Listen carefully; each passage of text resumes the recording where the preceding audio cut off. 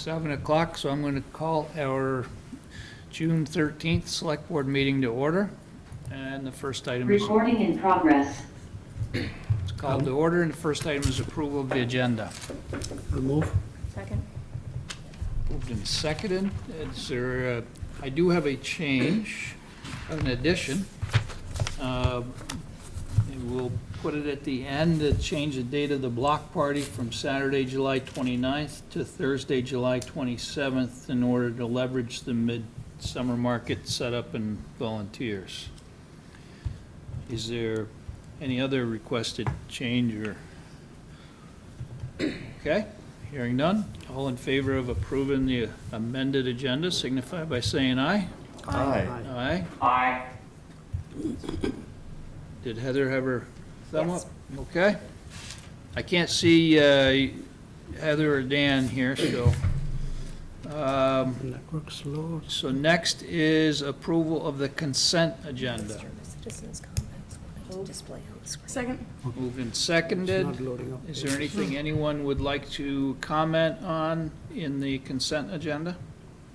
Yeah, I just wanted to point, oh, Heather, go ahead. Okay. Go ahead. I just wanted to point out the diversity, equity, and inclusion group has met twice now. We have one more session with our consultants, and we're really trying to find a way to balance accessibility while also maintaining being a select board subcommittee where we produce minutes and we're in line with public meeting order, but we want this to be a space where people can share their genuine concerns and lived experiences about what they're experiencing in Middlebury. So we're trying to balance that. We have one more session with our consultants to really define our mission, to see if that is truly what we want to do. But I think our citizens deserve a place to really share their experiences, especially underrepresented people in our community who don't come to select board meetings. So we're just trying to work through, that balance. But I wanted to put Okay. that out there. We have one more meeting, 21st. 21st. Thank you, Lindsay. All right, appreciate it.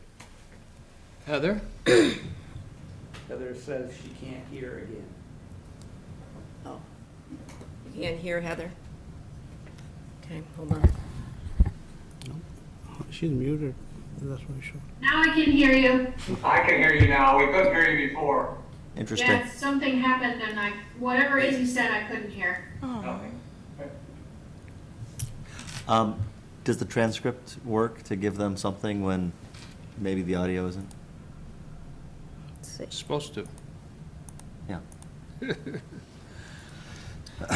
Okay, did you have something besides that, Heather?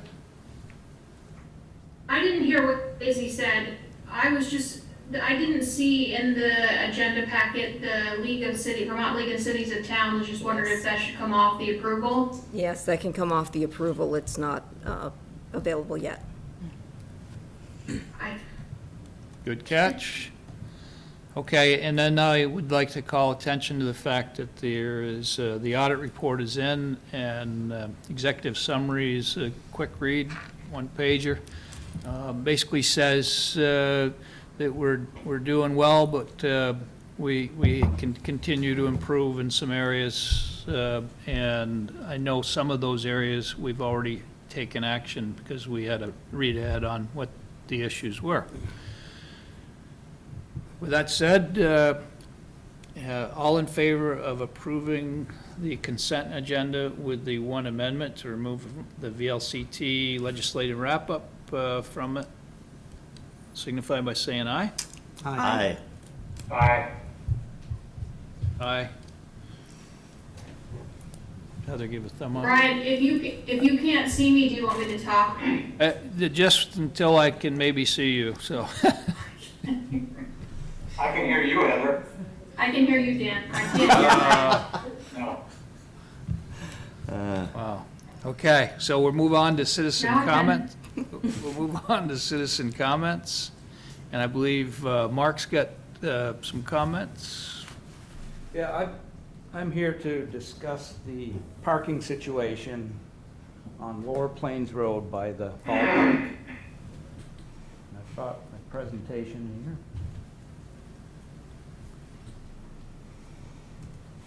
Judy, I do see you, Mr. Favreau is going to go first, and then I'll recognize you. Thank you. So this is Lower Plains Road. We've got Daisy Lane and Blueberry Lane, and here's the ballpark. Daisy Lane and Blueberry Lane are both private roads. They're not part, the town doesn't take care of those. And last year, this was the parking situation, 25th of May. I circled here, this is a bicycler. The road has, at this time of year, many bicyclers from the inn or the bike tours. So through the summer, there's a lot of bike traffic on this road. There are large trucks on this road. We have trucks carrying boats to Gill's Boat Shop down the road. Coming over the hill, a lot of vehicles are far in excess of the speed limit. When I moved into town in 1989, I believe it was 1990, my neighbor then, Bill Hadley, petitioned the town to reduce the speed limit from 30 miles an hour to 25 miles an hour in hopes that it would bring the traffic speed down. It has not. My neighbor, Mr. Stolarsik, claims that people come over the hill doing 80. I suspect he's exaggerating, but not by much. Anyway, this is a Saturday morning, and there are cars lined all the length of the street here pretty much. And this is the new parking lot that was put in this area here. It was new parking that was put in, I believe, last year. And this is full, and their cars are lined up here, and they're lined up further down the street. And there's just another shot. And if I zoom in here, you can see there's not much, they're pretty much in the road. That tire is just barely off the road there.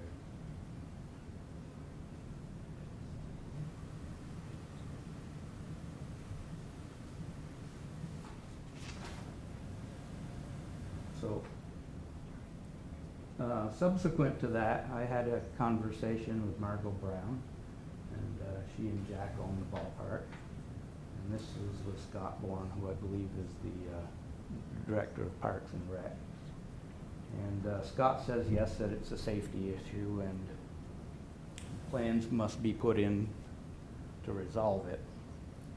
And the hill is dangerous without the cars and trucks. There's a little S before this part that you've seen in the photos. And the cars will go down the middle of that S. It's on a hill. So if you're coming up the hill, you may not see that first vehicle parked by the end of the driveway of the first house. So there was a back and forth, and Scott discussed it with Chief Hanley, and they said that they were going to put parking signs up with tape stretched between the signs to act as a deterrent. You know, everybody agrees it's going to take some time to resolve this. And my comment back to Margot was, tape between signs is not going to alleviate the problem. People will simply park on the other side of the road. And I've counted at least 60. Once I get to 60 vehicles, I stop counting. So there's more than 60 vehicles there on a regular basis whenever there's a ball game. Not always that many, but certainly often. So they're aware of the issues. Do I have any insider suggestion at that time? I certainly didn't. And Jack Brown says, made an offer to deed, or let me go back here to the beginning. There's part of this land here that Jack believes, this little triangle here, along with the parking spot that's still Jack's land. He plans to give that to the town. At the moment, he's being hung up by the permitting. It's been going on since, I believe, January, and it's still not resolved. So that's a potential spot for parking somewhere down the road. So we're going to jump now to almost exactly a year later, after there's going to be signs put up, and after there's going to be a tape put up, and the parking is worse. Now we've got parking on both sides of the street, and here's some additional shots. Some of these trucks are off the road. The vehicles, there's enough room for about 2 deep in that parking lot, and 6 or 7 wide, so it's accommodating, the parking space is accommodating about 14 vehicles if people are conservative with their parking situation. Here's another shot with cars. You know, they're parked everywhere. Here's a car over on Blueberry Lane. Here are more cars around the edge of the ballpark. Let's see. Now the cars are going back down Daisy Lane, and you can see there's a truck back here, and if we go to the next shot, there's another one behind this truck. There's another car here on the other side of the street.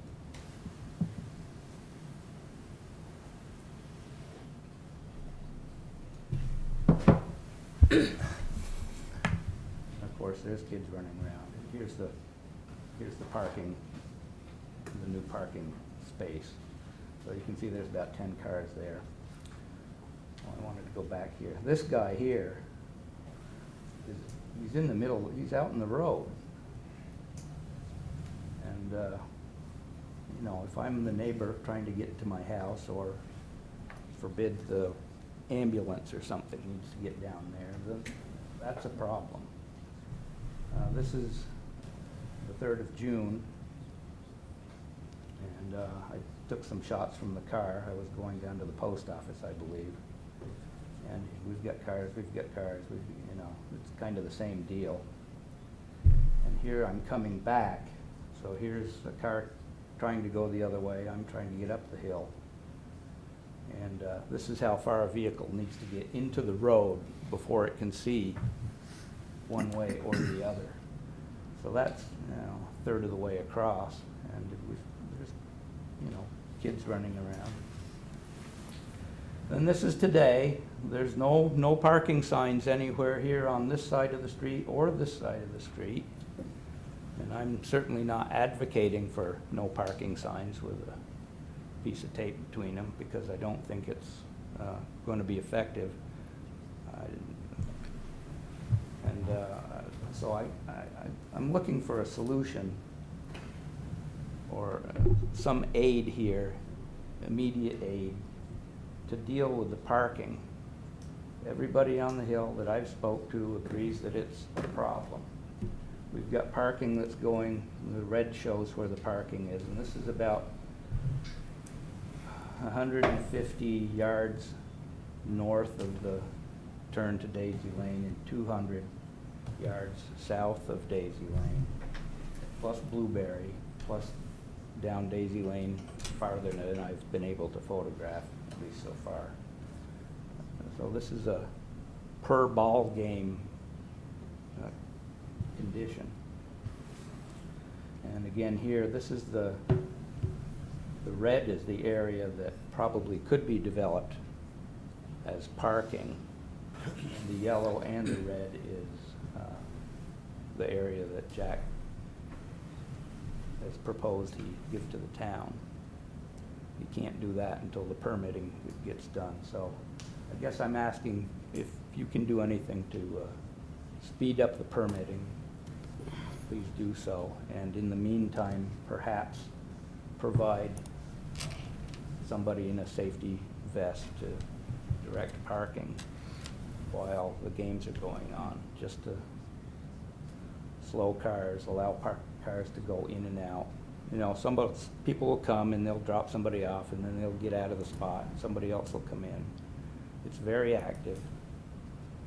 And I guess that's what I have to bring to you. This is Saturday and Sunday through the summer?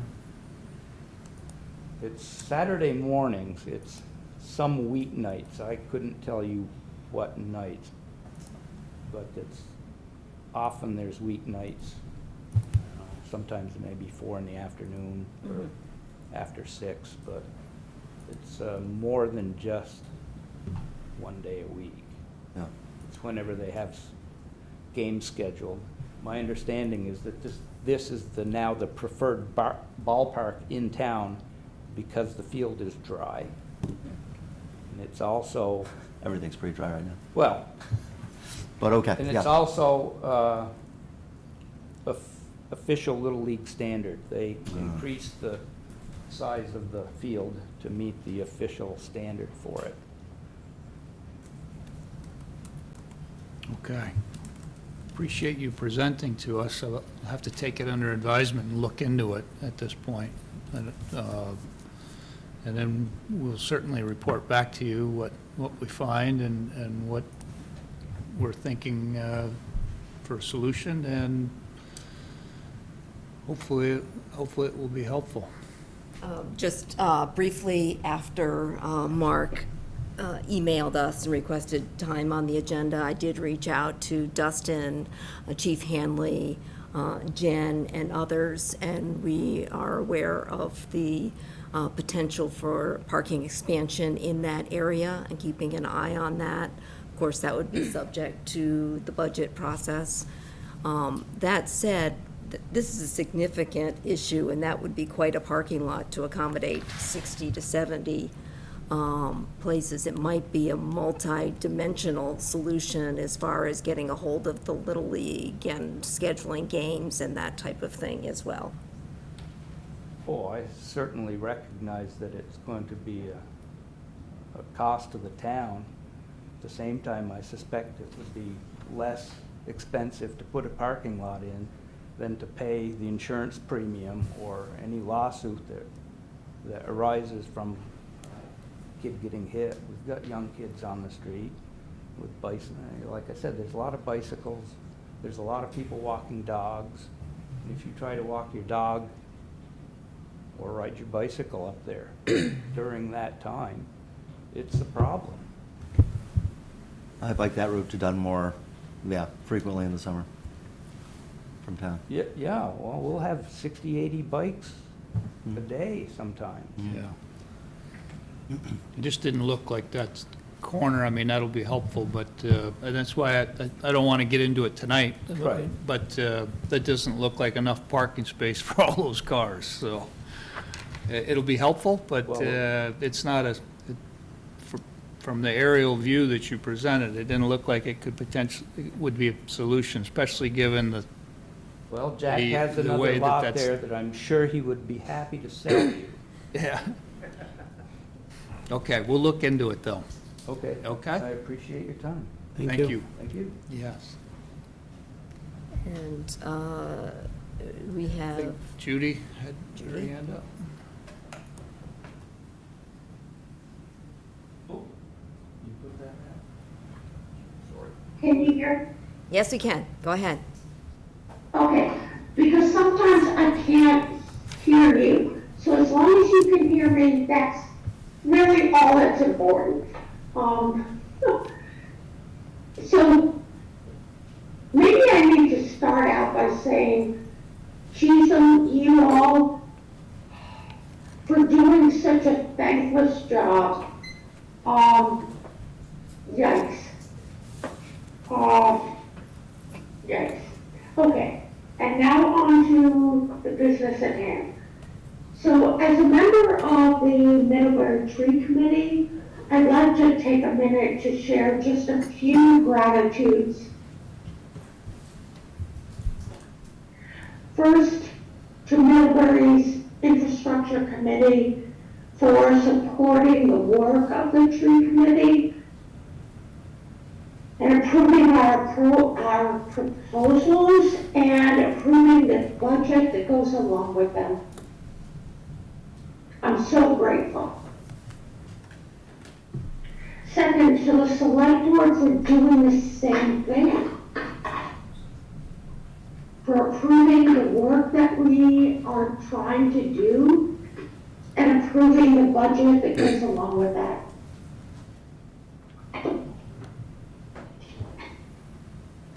Third, to Kathleen and Bill, Dan, and Emily now for assisting with all the details. I know it's been messy.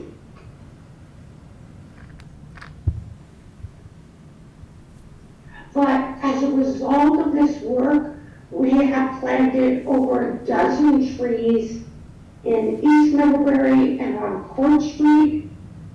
We've also been able to bring in over $25,000 to the town for the maintenance and growth of our urban tree canopy.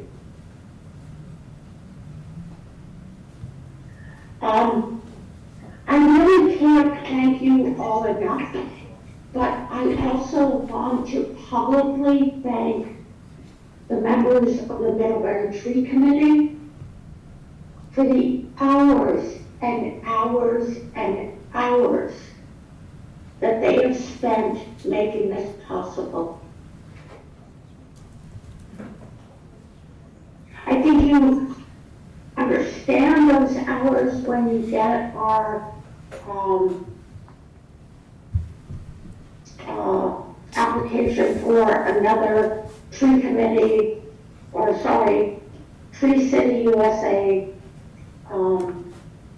application for yet another year. And so I need to ask quickly, but Kathleen, if you don't have the answer right now, do we have the 5th year Tree City USA sign now? Do we also have the Growth Award banner from Arbor Day? If you can let me know about that, that would be great. No, I haven't received it. I just send a million kudos to everybody who's made this work possible. Thank you. Thank you, Judy. Heather, Judy, I have not received those items. Okay. Just let me know when you do. Thanks so much. Bye. Thank you, Goodbye, Judy. Judy. Is there anyone else who has?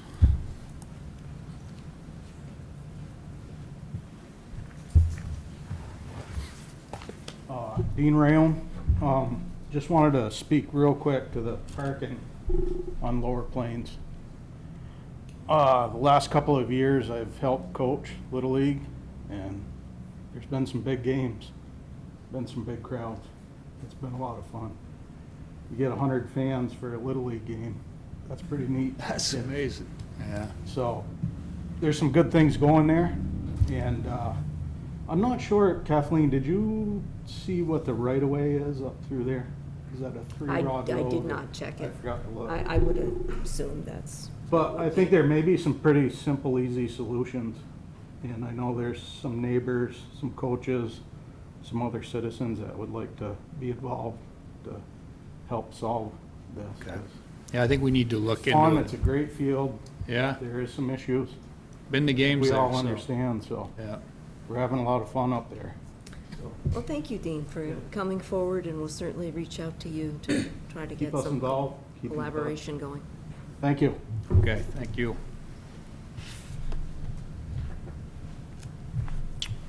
Is there anyone else who has something that's not on the agenda? Just on that note, on the Daisy Lane subdivision, I just wanted you to know that there aren't any permitting delays. And I kind of wanted to say something nice about your DRB. I'm really proud of them on that particular project. There were a lot of things that weren't quite resolved at the end, and DRBs always have the choice whether they want to like have another hearing and hold everything up, or if they want to create conditions for the applicant to resolve them with staff. And they went at, well, Andy was at our meeting last night, you know, they're really good right now. And they just decided to create conditions and let Jack work that out with staff so that he could get those lots on the market before the end of the construction season and not hold him up unduly. And that wasn't even what I was recommending to them, but I saw the logic after, and I'm really proud of them. So I just want you to know that they're a great group. Okay, then we're going to move forward on the agenda, and we have some nominations and appointments. Kathleen, did you want to? Sure, we have, first up, we have Jeremy Rathbun, who is in our audience, who has applied to be on the Development Review Board.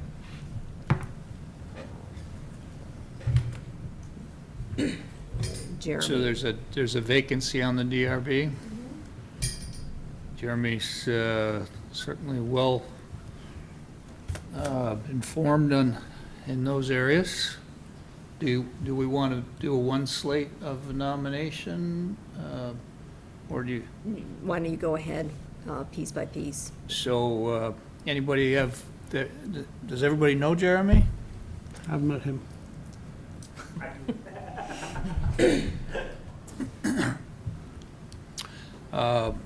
Does anybody have any questions of Jeremy? If not, I would.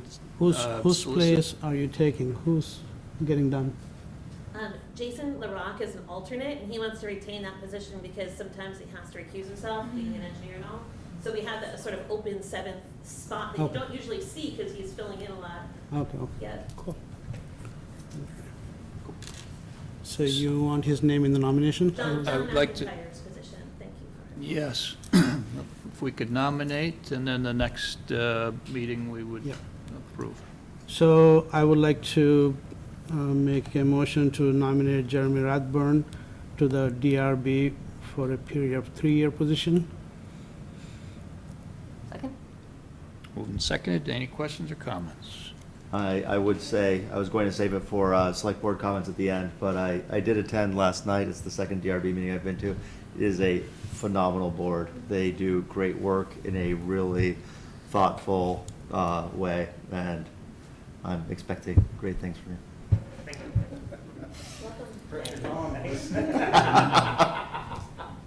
All in favor of approving the nomination, signify by saying aye. Aye. Aye. Aye. Okay. Secondly is a nomination of alternate to the Addison County Regional Planning Commission. Will Pitkin is here. Someone news to us. You want to come up and introduce yourself right here? Sure.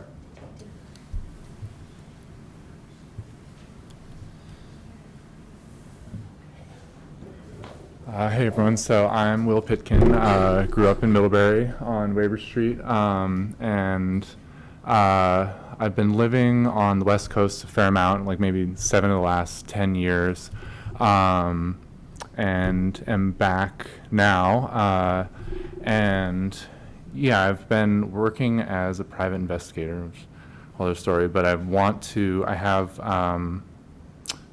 my college degree and then master's degree are in environmental planning, want to work in that in Vermont, and don't really have any actual experience in it, so this seemed like a good place to start and get involved in local government. Amazing. Very cool. Are you Clarkson grad, planning huh? to stay around, or does the East Yeah, Coast, West that's Coast fine. call you back? No, You're that's good. Vermont called me back, Nice. so yeah, that's the plan. Hey, I see a Clarkson grad. So what year? Oh, so I went to Pomona College, finished in 2013, and then Berkeley in 2020, not Clarkson. Sorry, did I hear that correctly? Am I reading? Oh, I'm sorry. I'm reading Jeremy's. Oh, okay, gotcha. Yes. Yeah. And- I went out west to go to school at Cal as well. oh, nice. Oh, awesome. We do hold it against him. Yeah. Yeah. I'm sorry, I kind of hold it against myself. Yeah. Now we Yeah. can't discriminate. Any other questions or? For no questions, pleasure of the board. I'll make a motion to nominate Will Pitkins for a one-year vacant alternate delegate position on the Addison County Regional Planning Commission. Second? You can have it. Moved and seconded. All in favor signify by saying aye. Aye. Aye. Aye. Okay. And then finally, the State of Vermont Department of Forest and Wildlife has asked us if we would be, if the board would be amenable to reappointing David Shaw, our fire chief, as the Vermont Town Forest Fire Warden. And that can be a direct appointment, Is he amenable to that? yes. He's been serving And us. did we ask him? Man. For what we pay him in. Right. Pleasure of the board. There we go. You want me to go? You go. I don't even have the notes. I'll make a motion to reappoint Middlebury Fire Department Chief David Shaw as a forest fire warden for the town of Middlebury to a 5-year term, which would commence on 6/30/23 and ends on 6/30/2028. Second. Where did you see that? You're giving her time. All in favor signify by saying aye. Aye. Aye. Aye. Okay. Emily, we're ready for you.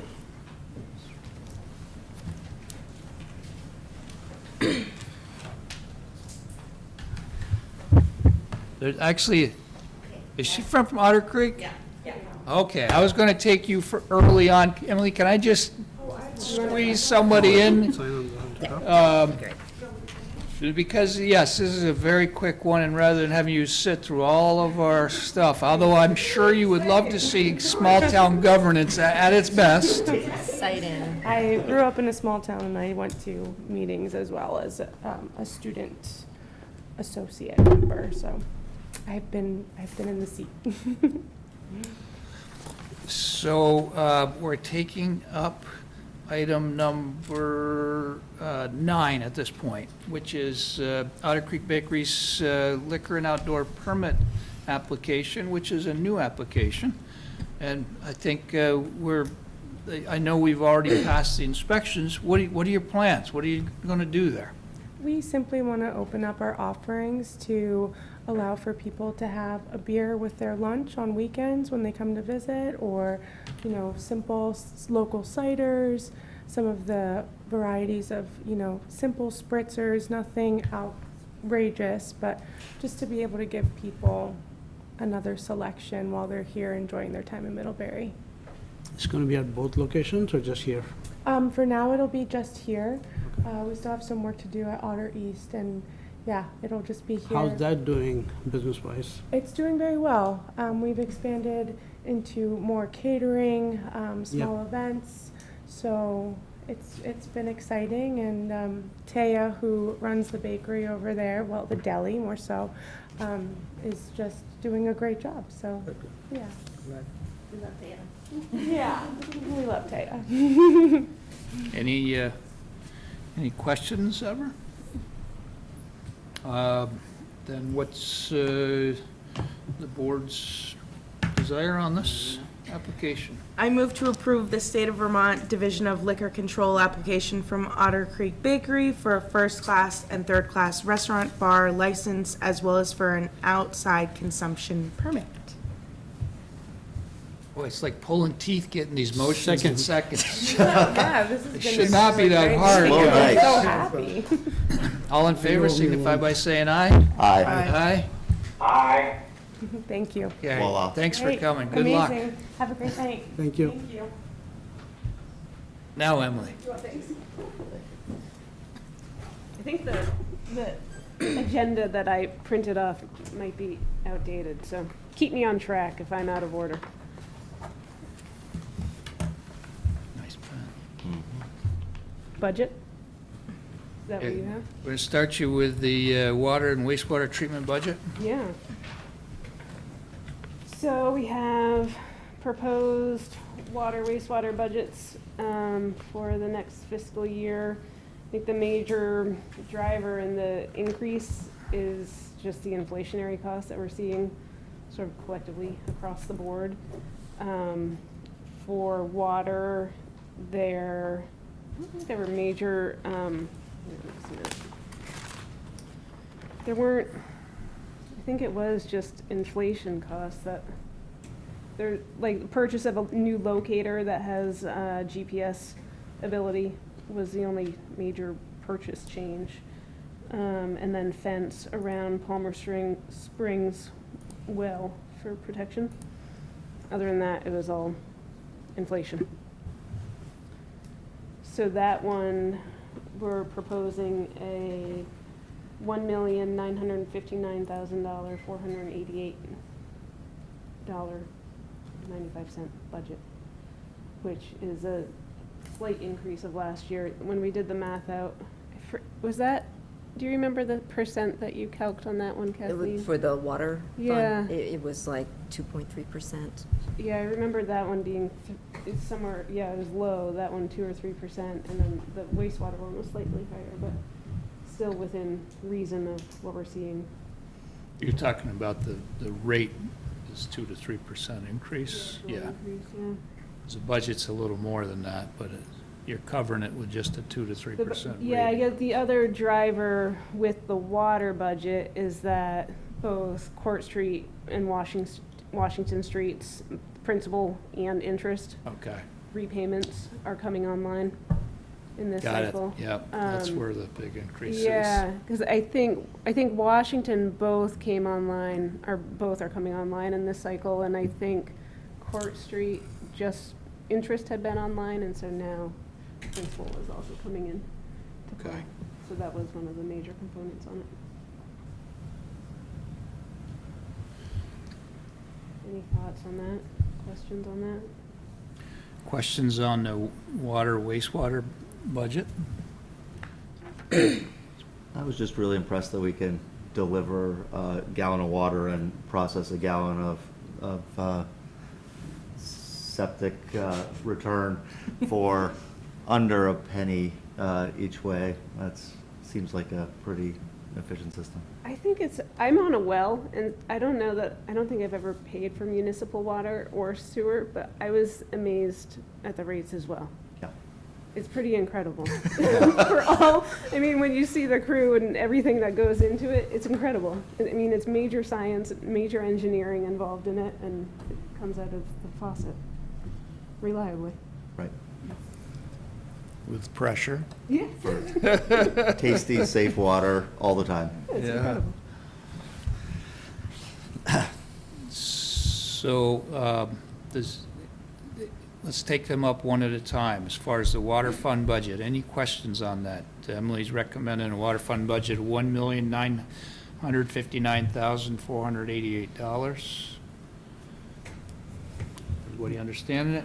Okay, then I would seek a motion of approval on that. I'll move to approve the proposed FY24 water fund budget of $1,959,488.95. I Second. saw it somewhere. Moved and seconded. Questions, comments? Hearing none, all in favor signify by saying aye. Aye. Aye. Aye? Okay. Next would be the Infrastructure Committee's recommended, have you gotten to so next is the wastewater Right. fund budget, which is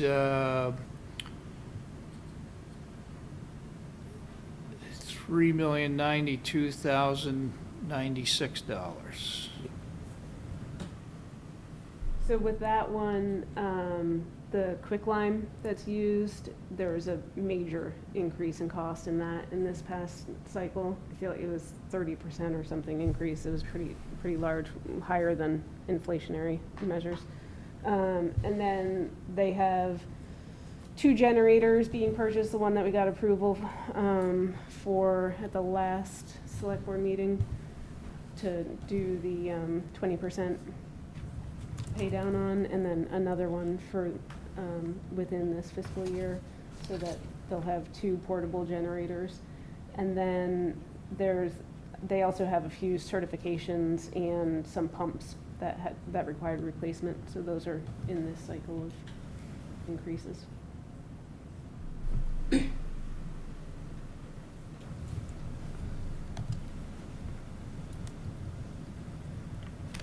Just looking at it here.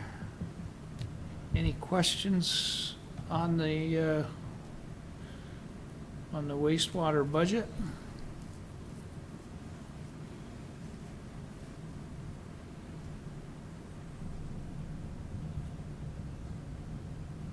So it's not that much more up than the water budget, is it? I think this one was closer to Closer to 6 or inflation, 7. like. Yeah. Yeah, okay.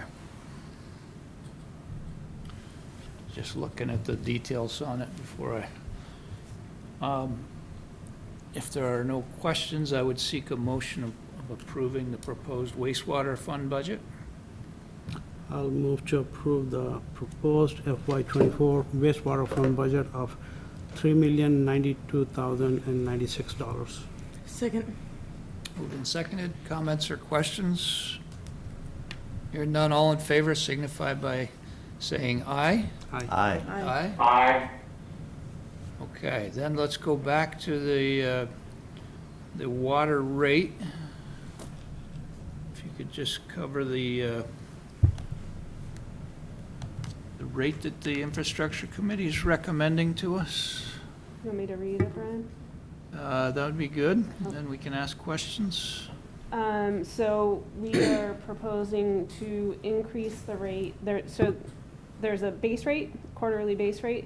We're proposing to increase that from $68 per quarter for in-town users and increase it to $68 per quarter, for in-town users and $74 per quarter for out-of-town users. And then in addition to that, the usage rate, we're proposing to increase to $4.05 per 1,000 gallons for in-town users and $4.32 per 1,000 gallons for out-of-town users. It's increased to 68 from what? 67. Oh, just $1. Each of those went up $1 and then 5 cents per On the 1,000 gallons usage, on the yeah. others. It was actually a nominal increase, That's what I'm given the inflationary pressures on everything. It's kind of amazing that we're able to keep it that low. That one tracked pretty consistently with the rates that we've increased in the past few years. It looked like they've been all around the 5 cent mark. The wastewater one is a slightly Yeah, that's all larger right, jump the- than what the we've been motion. seeing historically, but it still, I think, is within reason. Oh, right, select board, yeah. So any questions on the water rate? I would seek a motion then. I'll move to approve the water rate of $68 per quarter for in-town users and a water base rate of $74 per quarter for out-of-town users with a usage rate of $4.05 per 1,000 gallons for in-town users and $4.32 per 1,000 gallons for out-of-town users for FY24. Second. Moved and seconded. Again, any questions or comments? Seeing none, all in favor signify by saying aye. Aye. Aye. Aye. Okay, and then let's, the last thing on here is the wastewater rates. So wastewater is a little bit simpler because it's just one rate as opposed to in-town and out-of-town.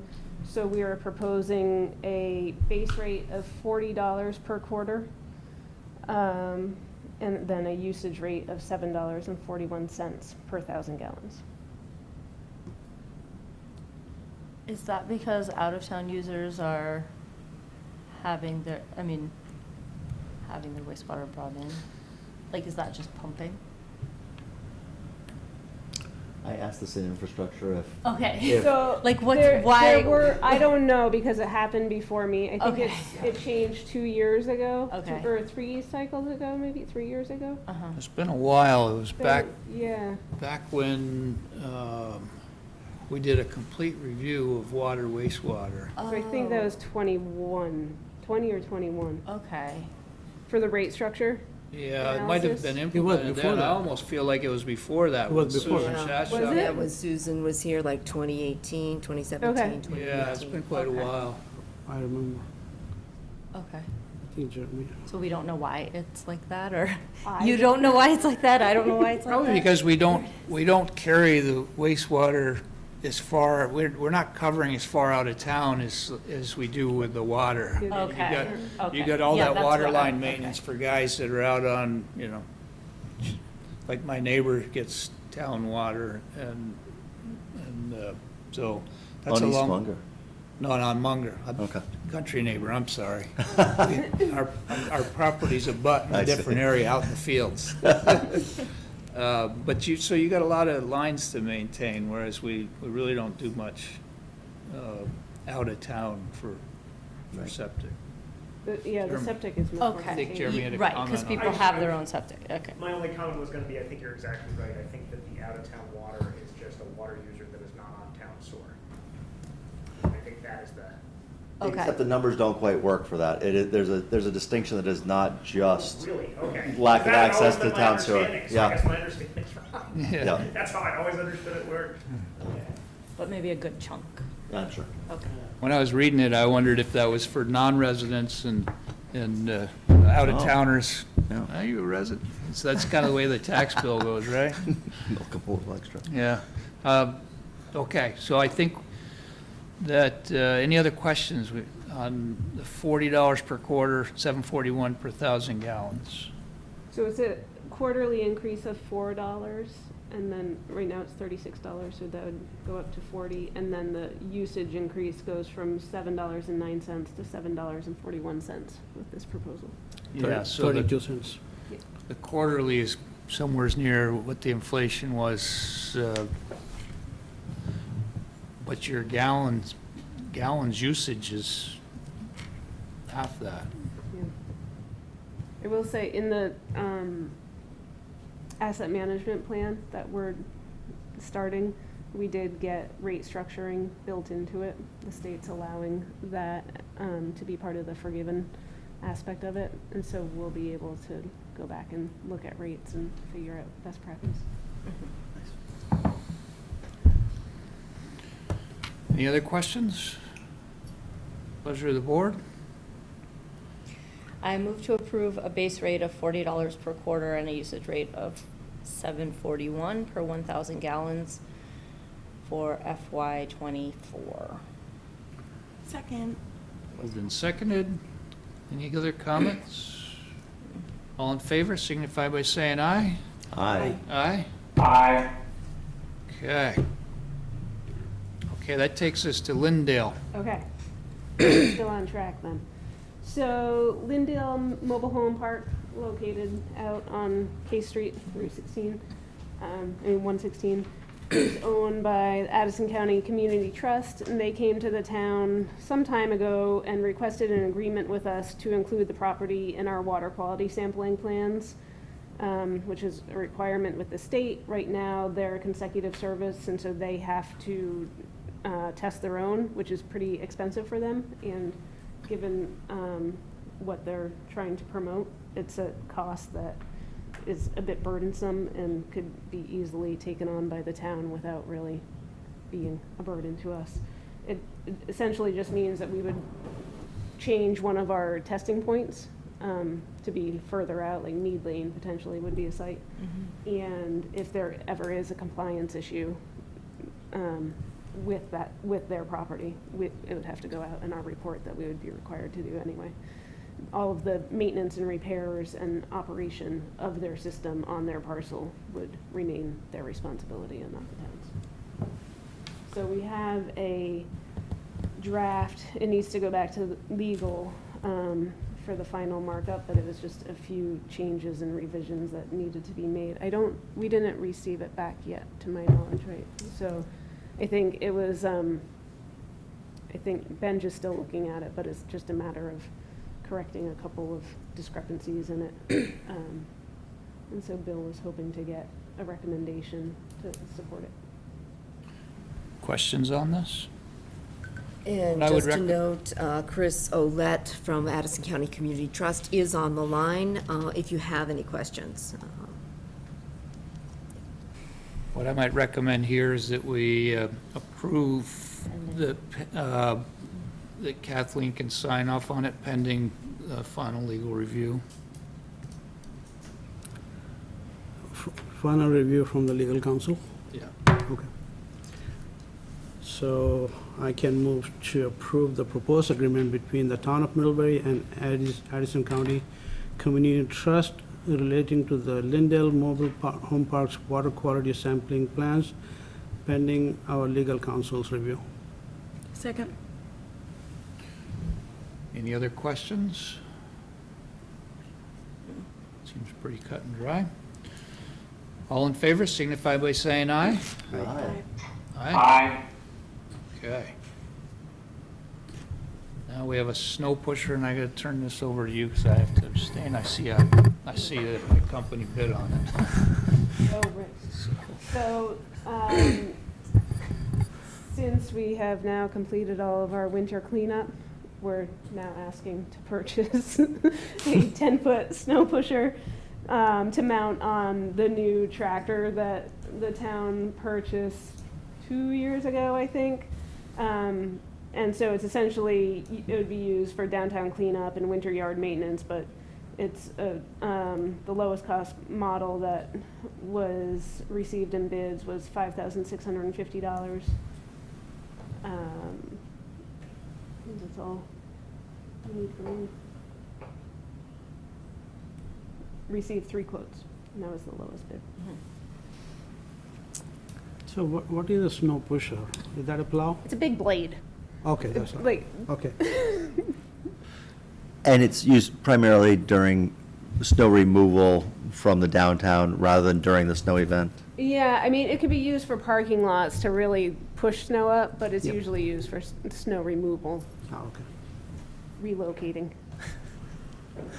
So this pretty much is it's an attachment to whatever you're using now. Yeah, so the town bought a tractor 2 years ago, I believe, and Right. so the attachment that used to be used doesn't fit the tractor. So this would be okay. replacing that attachment. Okay. Makes sense. I'd entertain a motion. All right. We're looking at pictures. Okay, very good.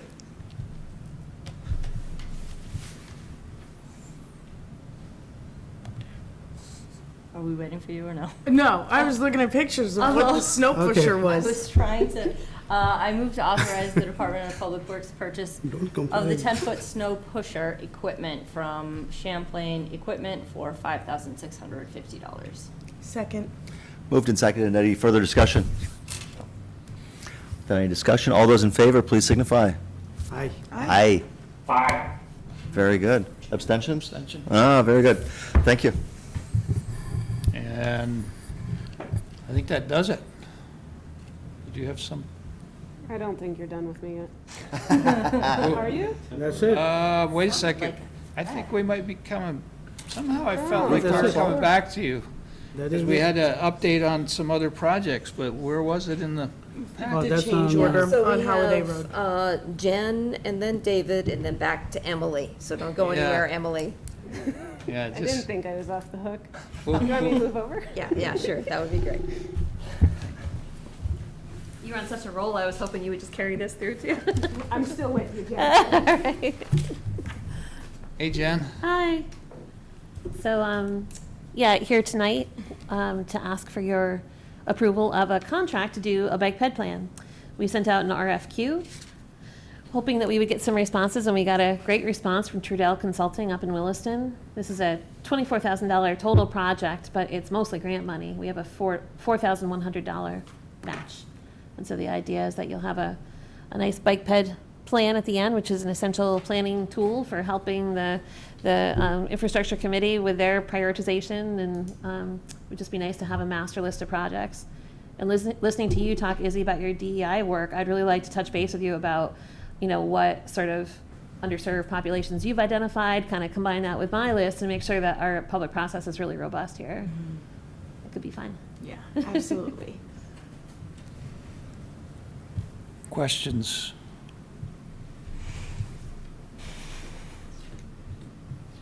No questions, then pleasure of the board.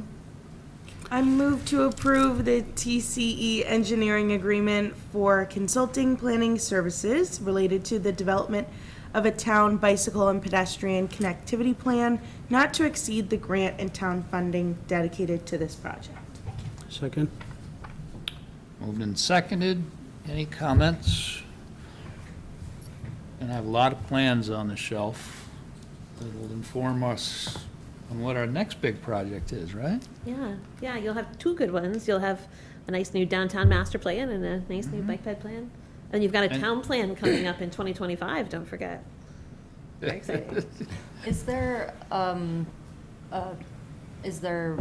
grant money out there that would make this feasible?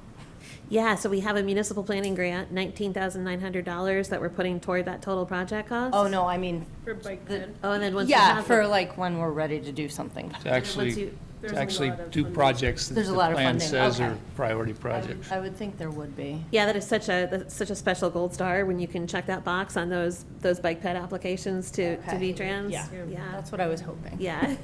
Yeah, okay, cool. Cool. Okay, any other questions?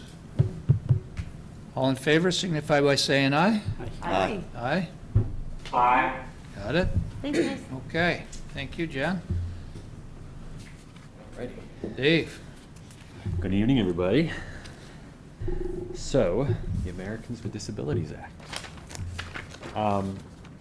The discussion tonight is just meant to be an initial presentation similar to the one we just gave a couple of days ago to the Infrastructure Committee, so there's no decisions to be made tonight. But the town participated briefly in a V-Trans presentation a couple months back. Emily was a part of that as well, about the obligations that municipalities like ours have under the Americans with Disabilities Act, specifically Title II relating to local and state governments.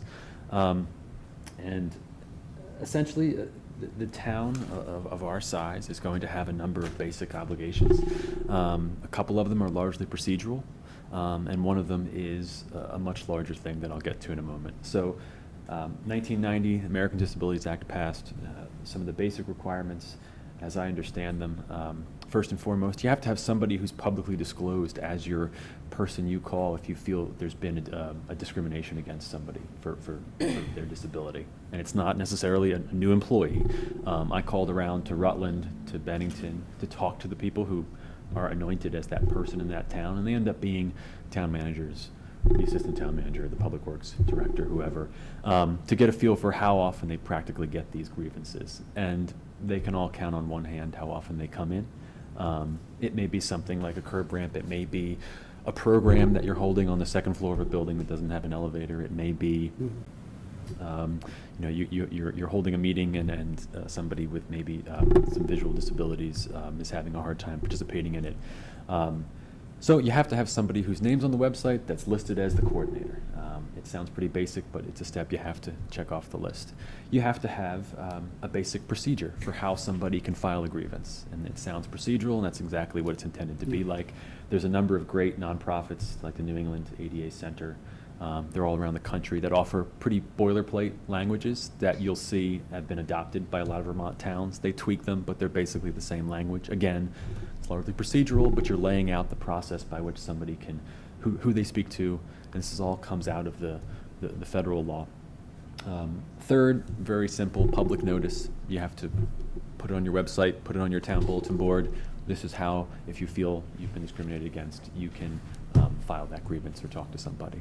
So those are all procedural. The third one, or the fourth one, is the big one, and it's called a self-evaluation. And we've all heard about curb ramps are often the thing we think of sometimes if we know a little bit about the ADA, but not a lot. But the town has obligations that relate to all of its programming. to its facilities, to, yes, it's sidewalks, but it's roads, it's parks. And there can be barriers that have existed that don't meet the 2010 ADA standards. So towns and cities throughout the country and states, state governments, are required to identify those barriers, and that acts as the report that the town will use over the next, hopefully, years, if it takes decades, to try to tackle those barriers. They can be as big as, like you don't have an elevator in a building. They could be as small as the handle to a door is too high or too low relative to what those modern ADA standards are. It's usually not something you're going to have expertise on staff for, expertise in those federal regulations. I did a little bit of research to try to find out what they typically cost at other towns. And we can get more into that later. There are some state funding grant opportunities associated with funding these ADA reports, but it is required. And it is something that the town will have to tackle at some point. Some towns will break those projects into pieces. Some towns will triage based on which they're most likely, facilities are most likely the public's engaging in. So maybe this building might be placed higher than a public works facility. If new projects, one of the great things is you begin to tackle many of those barriers simply by the future work you do. So we may have lots of barriers in our library, hypothetically, but if there's work coming to expand or renovate the library, whatever that may come to be, you're going to end up tackling a lot of those barriers simply by doing that project, right? If we do this report and we identify 4 or 5 barriers on Pleasant Street, on a sidewalk, and then next year Emily's got a capital project, hypothetically, relating to a sidewalk there, you'll likely end up tackling those barriers by doing that project. So part of the idea that a lot of communities do is they make sure once the report's done that they're handing that off to the people involved in capital works so that you can build it into the scope of those projects, because it's going to cost you significantly less to simply build it into a much larger project than to try to go out there and tackle them randomly one at a time throughout the town. That's just can be cost prohibitive. So that leads to the report, and that report is required by the ADA. So similar to the presentation infrastructure, this is intended just to create a little base level of awareness. The brief PowerPoint is obviously a very, very simplistic understanding of the ADA. There's a lot more to it. We are going to, Kathleen and I and Emily are going to try to craft some of those boilerplate procedures that may be coming back to you in the coming weeks to consider. And we're also going to dig into, what funding options may exist to try to fund this report that we have to do. It's a good thing. It will give us a guiding post for the years to come as we try to tackle these barriers, many of which we're not really aware of until you bring in the experts. So that's the kind of short speech on the ADA. Any questions? Do we have a required timeline to have done like the self-evaluation? So I don't want to pretend to be a legal expert on the ADA. It was passed in 1990, so we Okay. getting on it. Got it. 33 years on counting. But I will say that there's lots of towns and cities, big and small, tackle this, and there's you have to show some good faith in trying to move forward. And I dealt with this at my last job, and it's you just have to take steps moving forward. So I think the sooner we can develop those procedures, the sooner we say, here's the person you speak to if you have a problem, and the sooner we try to dig into what that report may look like, the better off we'll be. Yeah. Yeah. Okay. Anybody else? No, nothing to vote on tonight. Just a No coordinator vote tonight? No, not today. This is kind of an aside, but there's a documentary on Netflix called Crip Camp, which is really good. So if you haven't seen it, you should. Trip camp? Crip. It's Crip about Camp. the disability rights movement. Yeah, okay. Oh, interesting. okie dokie. Thank you, Dave. Thank you, everybody. Thank you. Emily, you're back in the hot seat. Back to me. Solar? You can stay right there. Are we on solar? Yeah. Is that- We're on okay. solar, yes. So, solar, I think last time I was here, I had drafted an RFP, and we decided to look into a consultant to help us in that process. So I found Ellen Consulting, who helped us over at the police station storage building. I don't know why that's called the storage building, but anyway, we'll go with it. They helped us over there with they were the mechanical engineers on site. And so they do this work with solar, with energy projects. So I reached out to them, and I still have to get them more information for them to be able to present a proposal, but they're on board and interested in it. The interesting note that I will say, in the 5 minutes that I spent on the phone with the engineer, he said that the proposal that we had in front of us from the May Infrastructure Committee, which was a power purchase agreement with a vendor, where they would purchase the panels and own them, and they would get the the generation of the energy from it. They would get the credit, and then in 14 years we could purchase, or somewhere around the 14-year mark, we could purchase it at a reduced rate.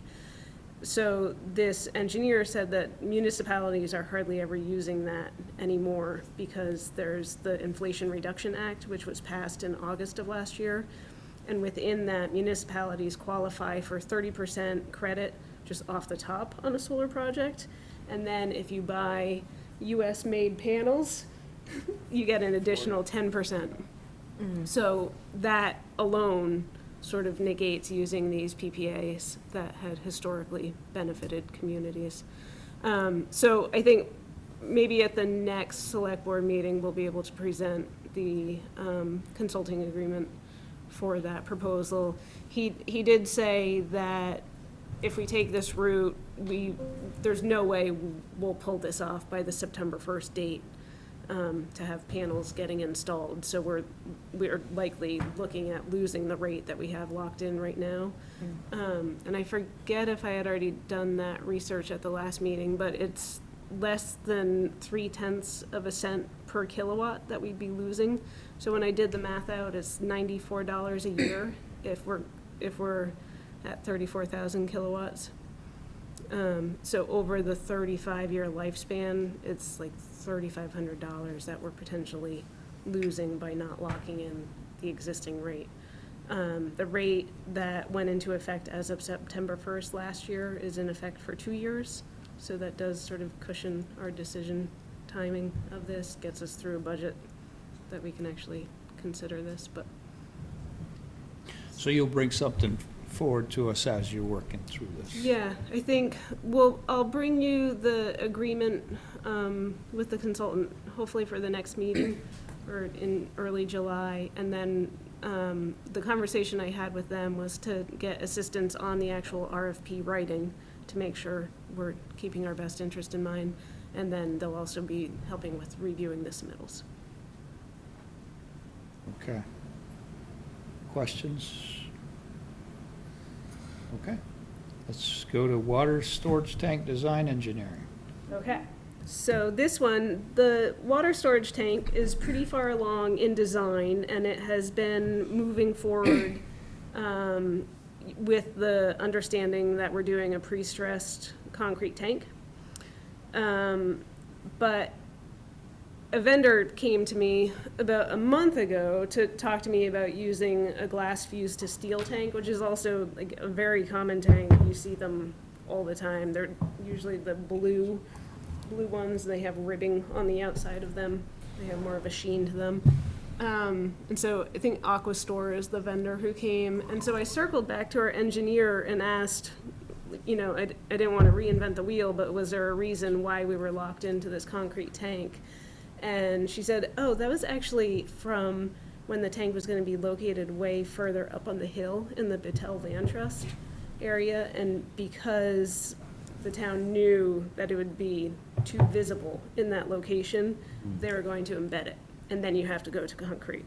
And so then when it moved down to the old reservoir location, they never kept the other alternate as an option. So there is a potential significant cost difference. Just in looking at very early numbers, it could be a couple $100,000 different. So I'm proposing that we By what you mean cheaper?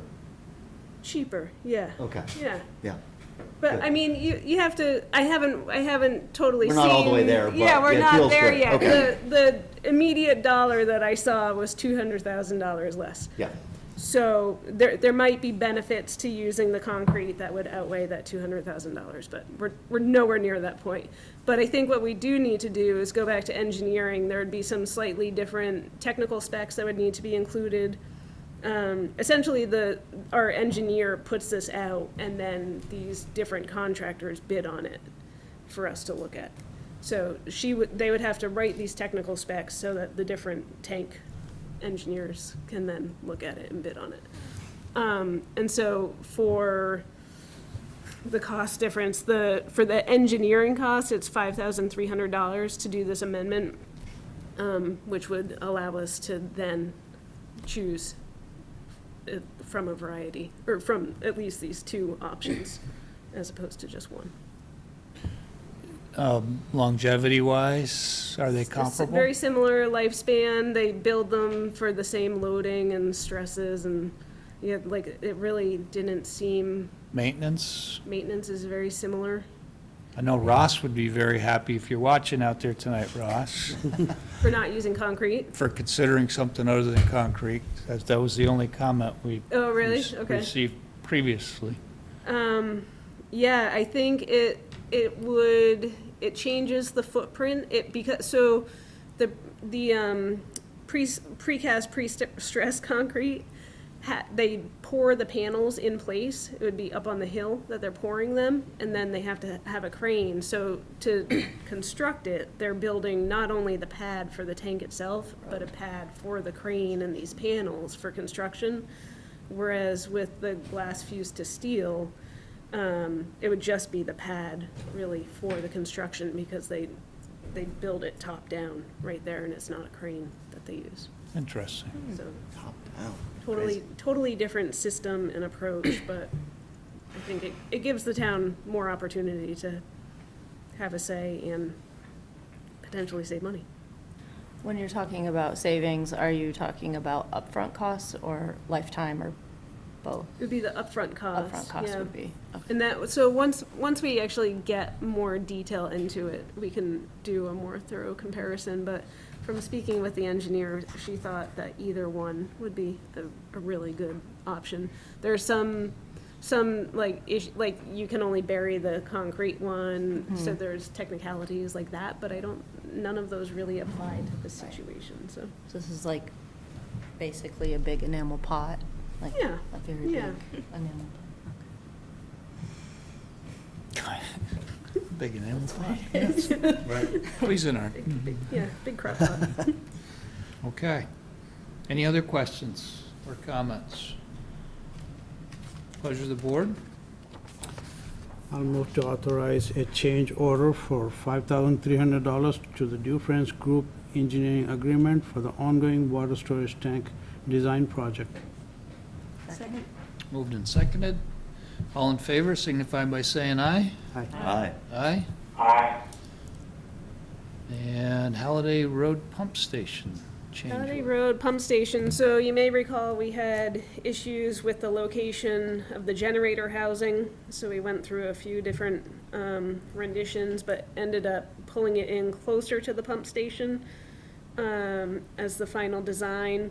In doing that, we have to run temporary power to keep the existing pump station active while this is under construction, which is essentially the cause of this change order. So it's just the cost of running the conduit and the wire and all of those components related to keeping the pump station active because of this new alignment.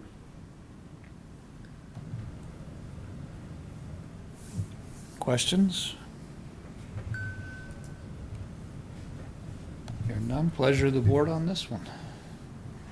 I move to authorize the proposed change order number 3 with Otter Creek Engineering for $9,614 relating to the Halliday Road Pump Station Rehabilitation Project. Second. Moved and seconded. Comments? All in favor signify by saying aye. Aye. Aye. Aye. And Updates. So town paving, Champlain Construction was awarded the contract. We haven't had the actual contract signing yet, but current schedule has them beginning paving mid-July. We'll add Brookside Drive to it for the actual contract signing. It came out to be about a $50,000 price increase, I think, with my math. I think it's around 50,000, so I think well worth it for what we'll get out of it, longevity-wise. South Street, was there questions? Were you gonna say something? No. South Street, Casella Construction's proposing to begin mid-July. Oh, well, Is it Casella Construction or Champlain Construction? Casella got the bid for South Street. Oh, they're in construction business? Casella? Yeah, they What'd did you the ask? Brandon job, Yeah, that's right. Casella Construction. I've worked with them on a lot of jobs. They're out of Pittsford, just outside of Okay. Rutland. They're pretty big. They do. Not the same as the garbage company? It's the same.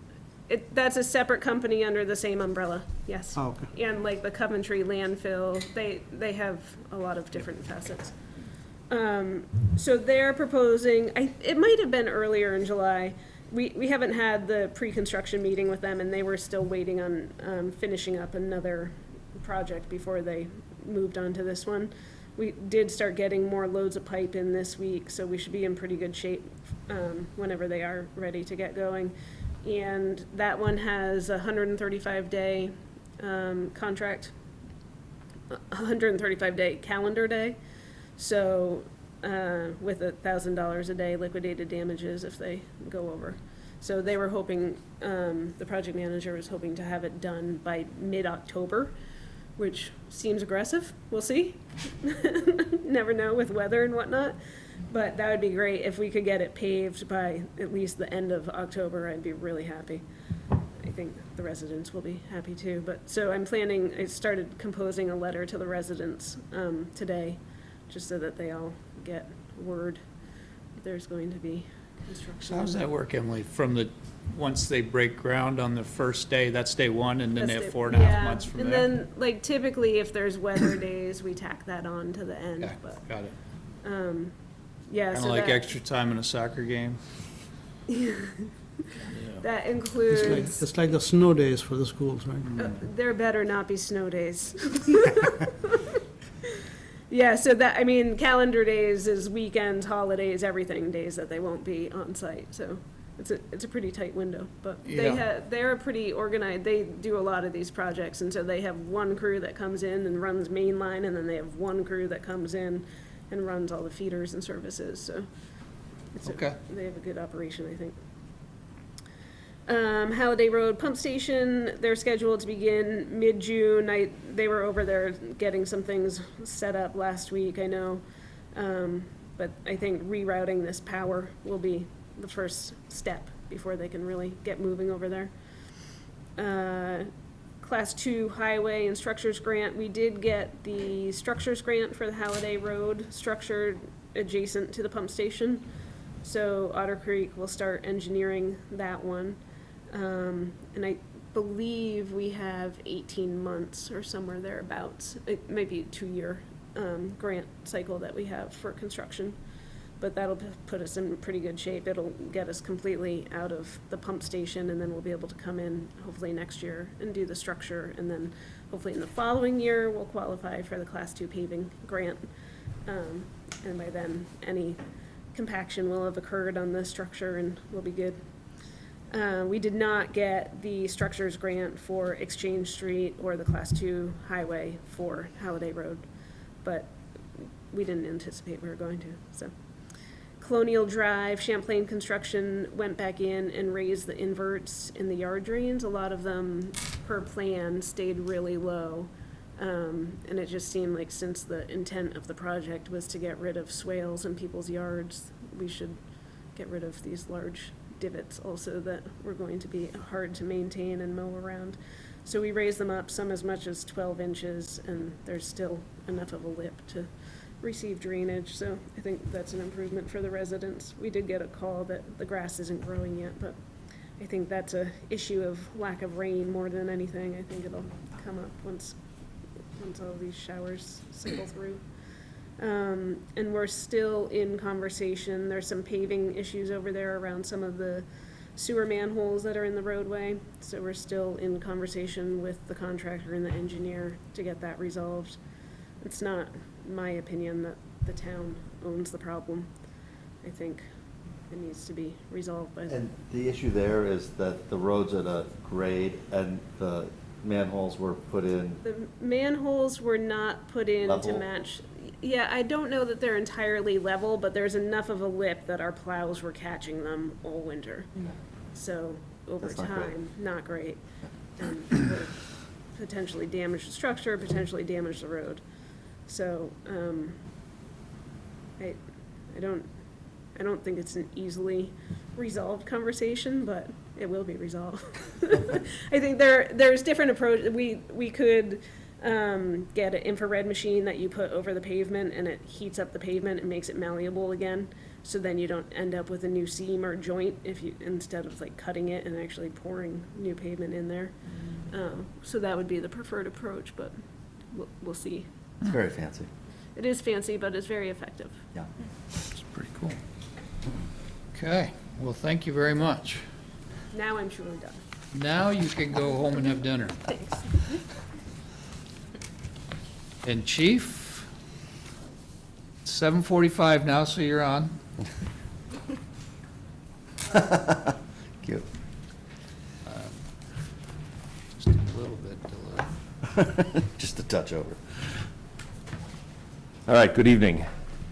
I got two items for you. Item number one is I'm seeking authorization for us to enter into a contract with the Addison County Sheriff for dispatching. This contract, the one we had before was just a trial period. It was a very loose contract. This has a lot more detail and deals with many things.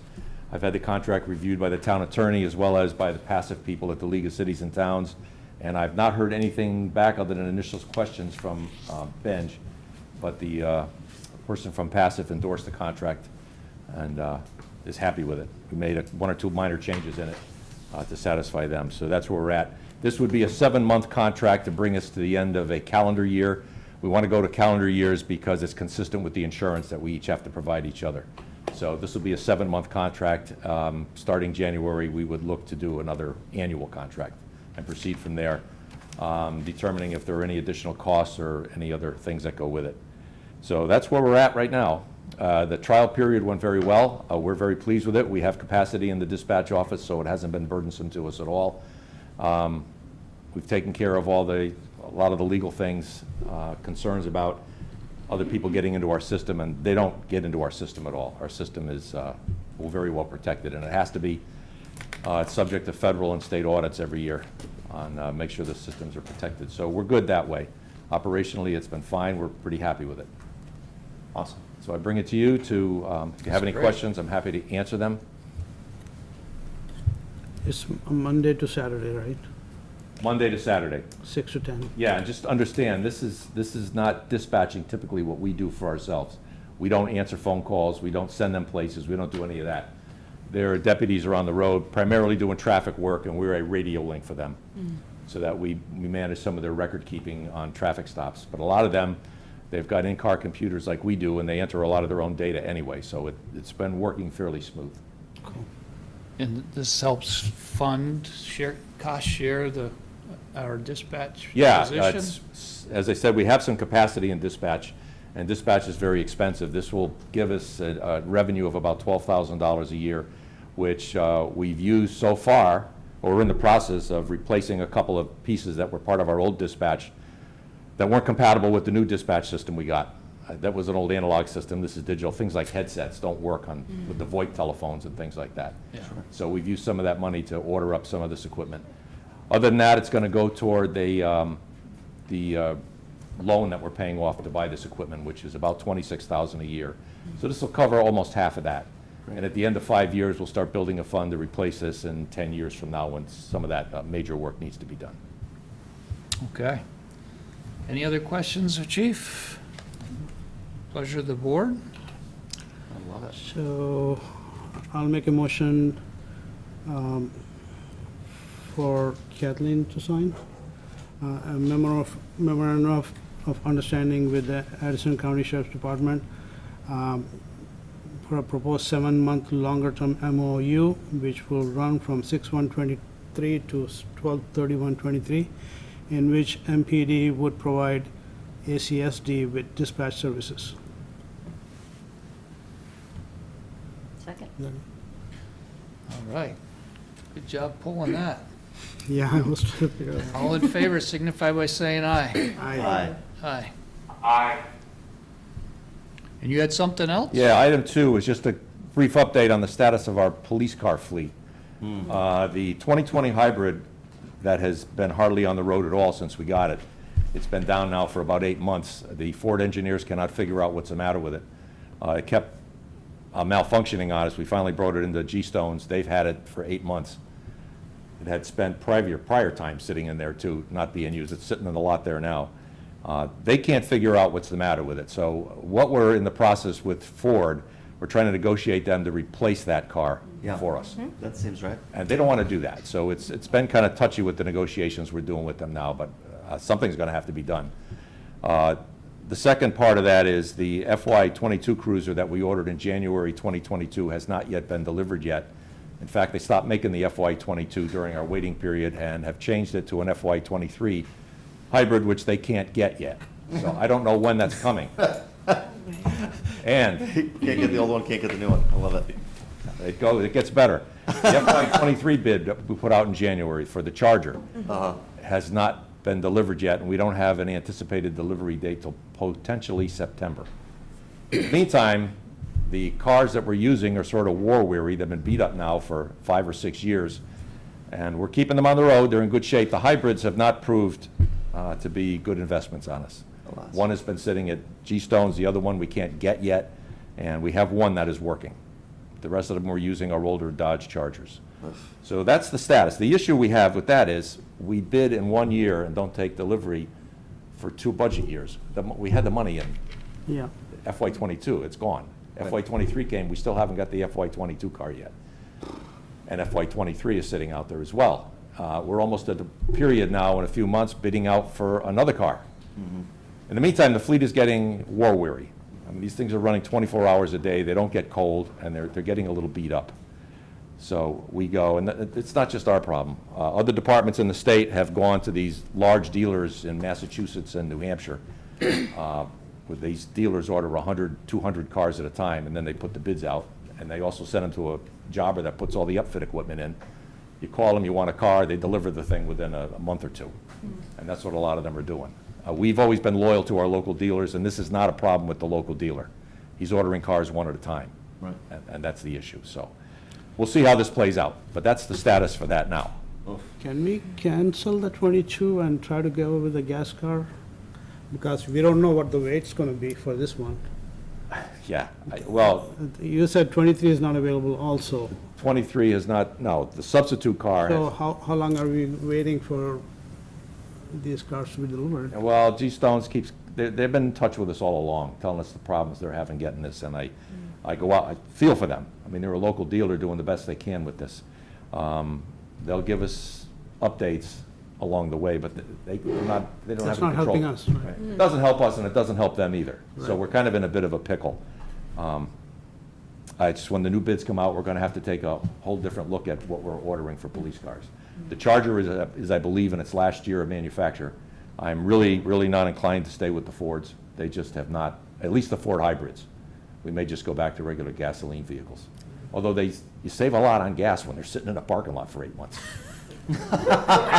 Oh, man. That was good. But we're using the Chargers, which the older Chargers are not mileage friendly for gas.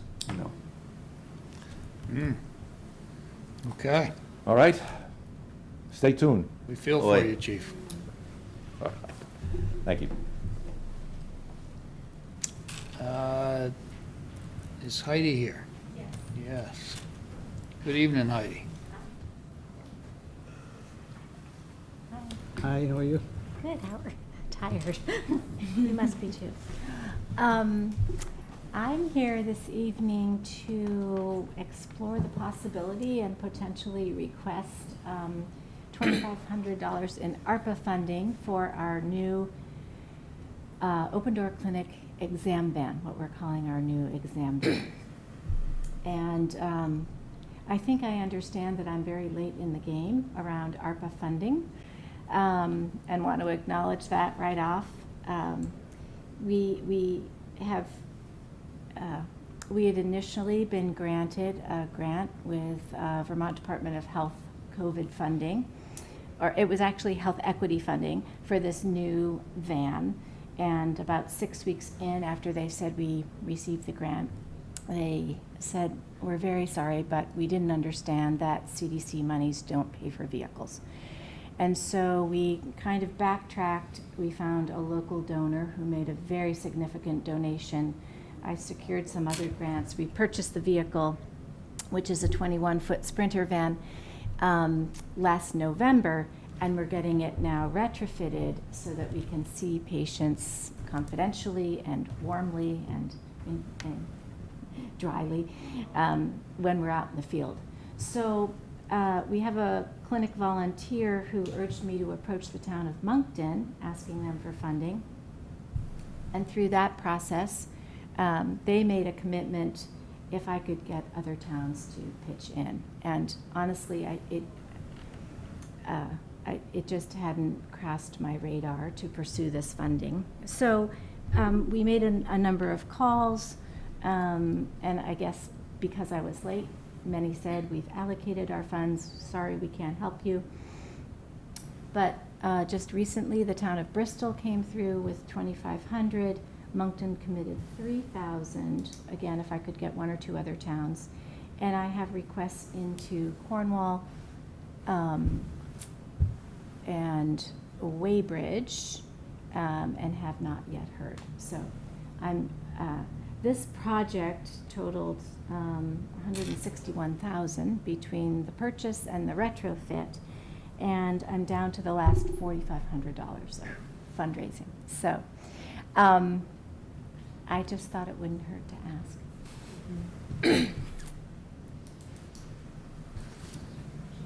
Questions, comments? I just want to say thank you as a health educator for bringing healthcare so accessibly to people. I think things like this are so great. I know many people that I know personally do their yearly mammogram in a situation like this, where it's brought to them, it's accessible. So I love the idea. I think it's great. Well, thank you. It's been a long-held dream of my colleague, Julia Doucette, to get a van. And, we've been doing work in the field for a long time, and I think one of the things that the pandemic really bore out was, again, the barriers to care that we've been addressing. And we've always done vaccinations and health screenings in the field. And we have providers willing to see people for medical appointments, but it's in a milking parlor or a part of, a barn, and it's not really optimal. And we've taken on a lot more care and work for the H-2A and H-2B visa folks. So we were visiting not only farms, but we've really expanded to the orchards. And just last month, it's great when we can take the van, when we'll be able to take the van out, because, they can see 33 people at a time or 11 fellows at a time on their day off or after they're finished working, etc. So I think it will be a great way to expand our care and expand what we're able to do, perhaps more effectively, hopefully. Dan has his hand raised. Dan? Yeah, I just have a quick question. Brian, we've allocated all of our ARPA funds to various projects. Do we have any ARPA funds that are still available that we could allocate to this? And I do support it. I think it's a great idea, but I just wondered where we were at with allocating our funds. So the board had discussed had not allocated any funds for nonprofit agencies. I'll bring up the allocations. Hold on just a sec.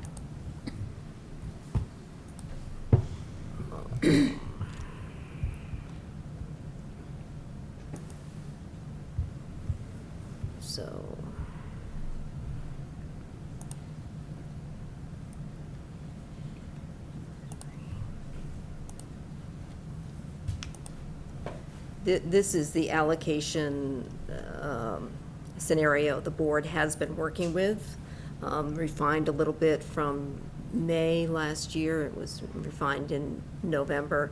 So a big commitment to water, wastewater, and highway stormwater infrastructure, broadband, and project and finance administration for the last bit. We have identified projects for the highway, water, wastewater portions of that. Stormwater is quickly evolving. A broadband request is still out there for $50,000. We have not committed per se to the finance administration piece, haven't refined that ask as of yet. That said, with the board's previous direction that you were not, that we were not entertaining nonprofit requests, we do have a series of nonprofit requests on the books, and there may be others, nonprofit groups out there, if the board does want to open up nonprofit funding as a possibility.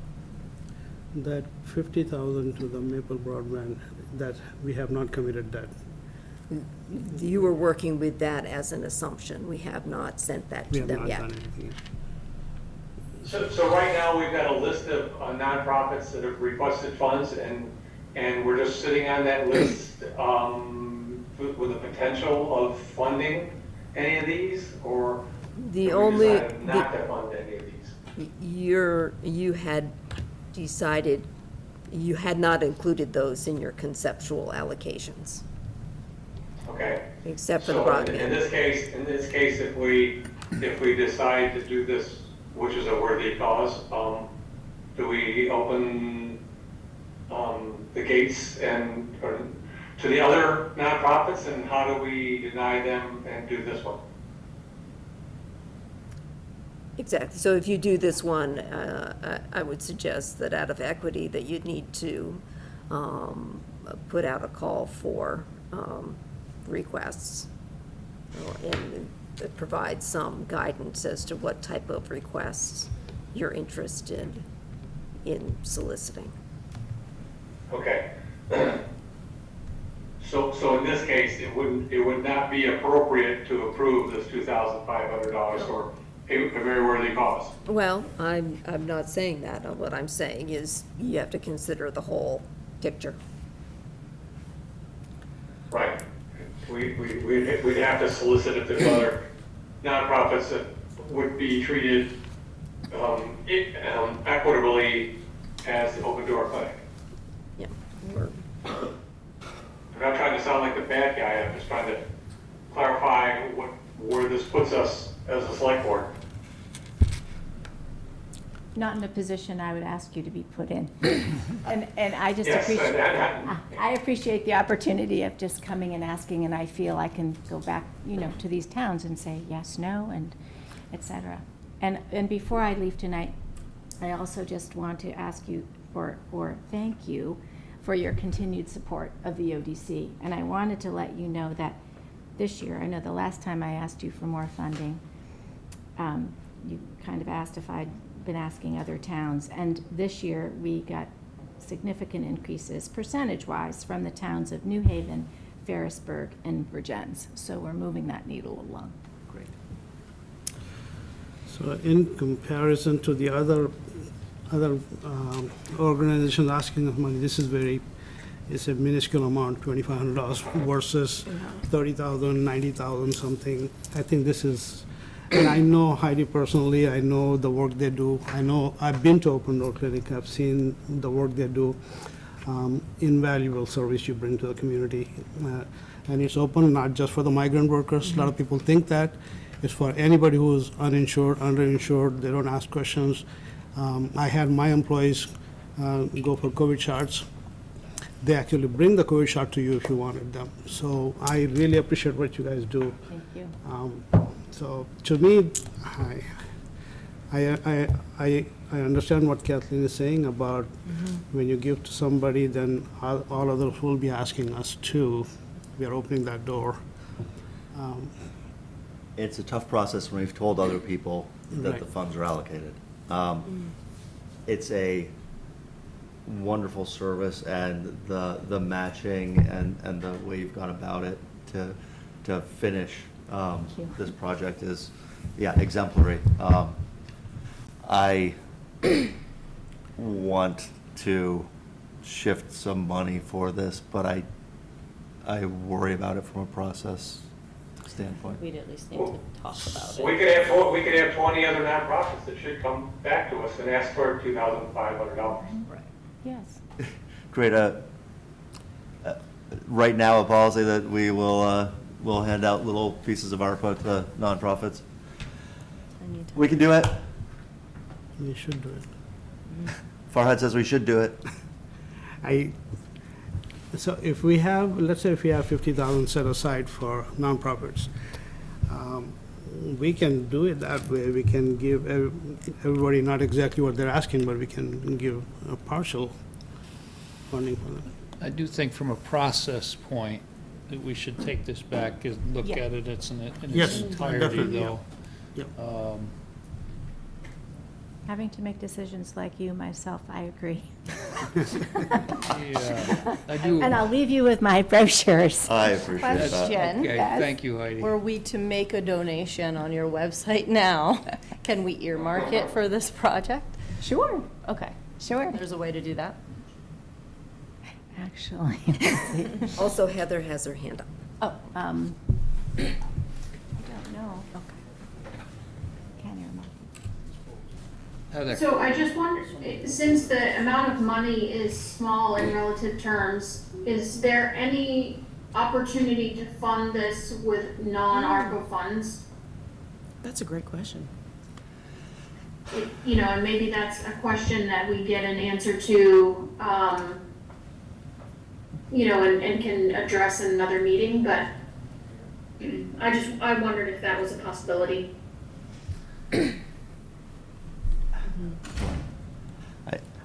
I think. We passed a I think budget that didn't include this, and I don't know where we would say we were setting this aside. I don't know. I think the question's been posed, and we'll certainly look at it, and either way, we'll be getting back to you, okay? That's great. And thank you all for your support and your appreciation. That feels great. Thank Thanks, you. Heidi. Yeah, I'll leave these. Kathleen, do you mind Great, passing thank those you. around? Sure. Thank you very much. Of course. Thank you. Next is Policy Review Committee.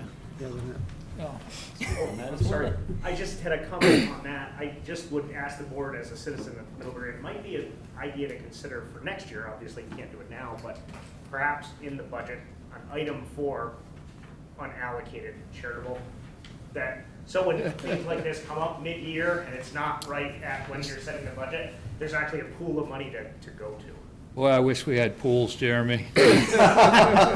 I can tell you that's probably a hard no, because we're when we're trying to get our budget down, we're like skinning it to get to what we feel is an acceptable budget. So we're taking requests that are already sitting there and cutting them. Yeah. So to put money into a pool is probably a dream, just the reality of it. And we do give a lot of money to the nonprofits in our budget. We do. But it's a great idea. Yeah. Okay. Policy Review Committee? I'll be talking about this one as well. So very briefly, a conversation from I think started a couple months back relating to the town's existing subcommittee for policy review that was created. For those of you, I had to dig into the history as well. I spoke to some of the staff who knew the full history.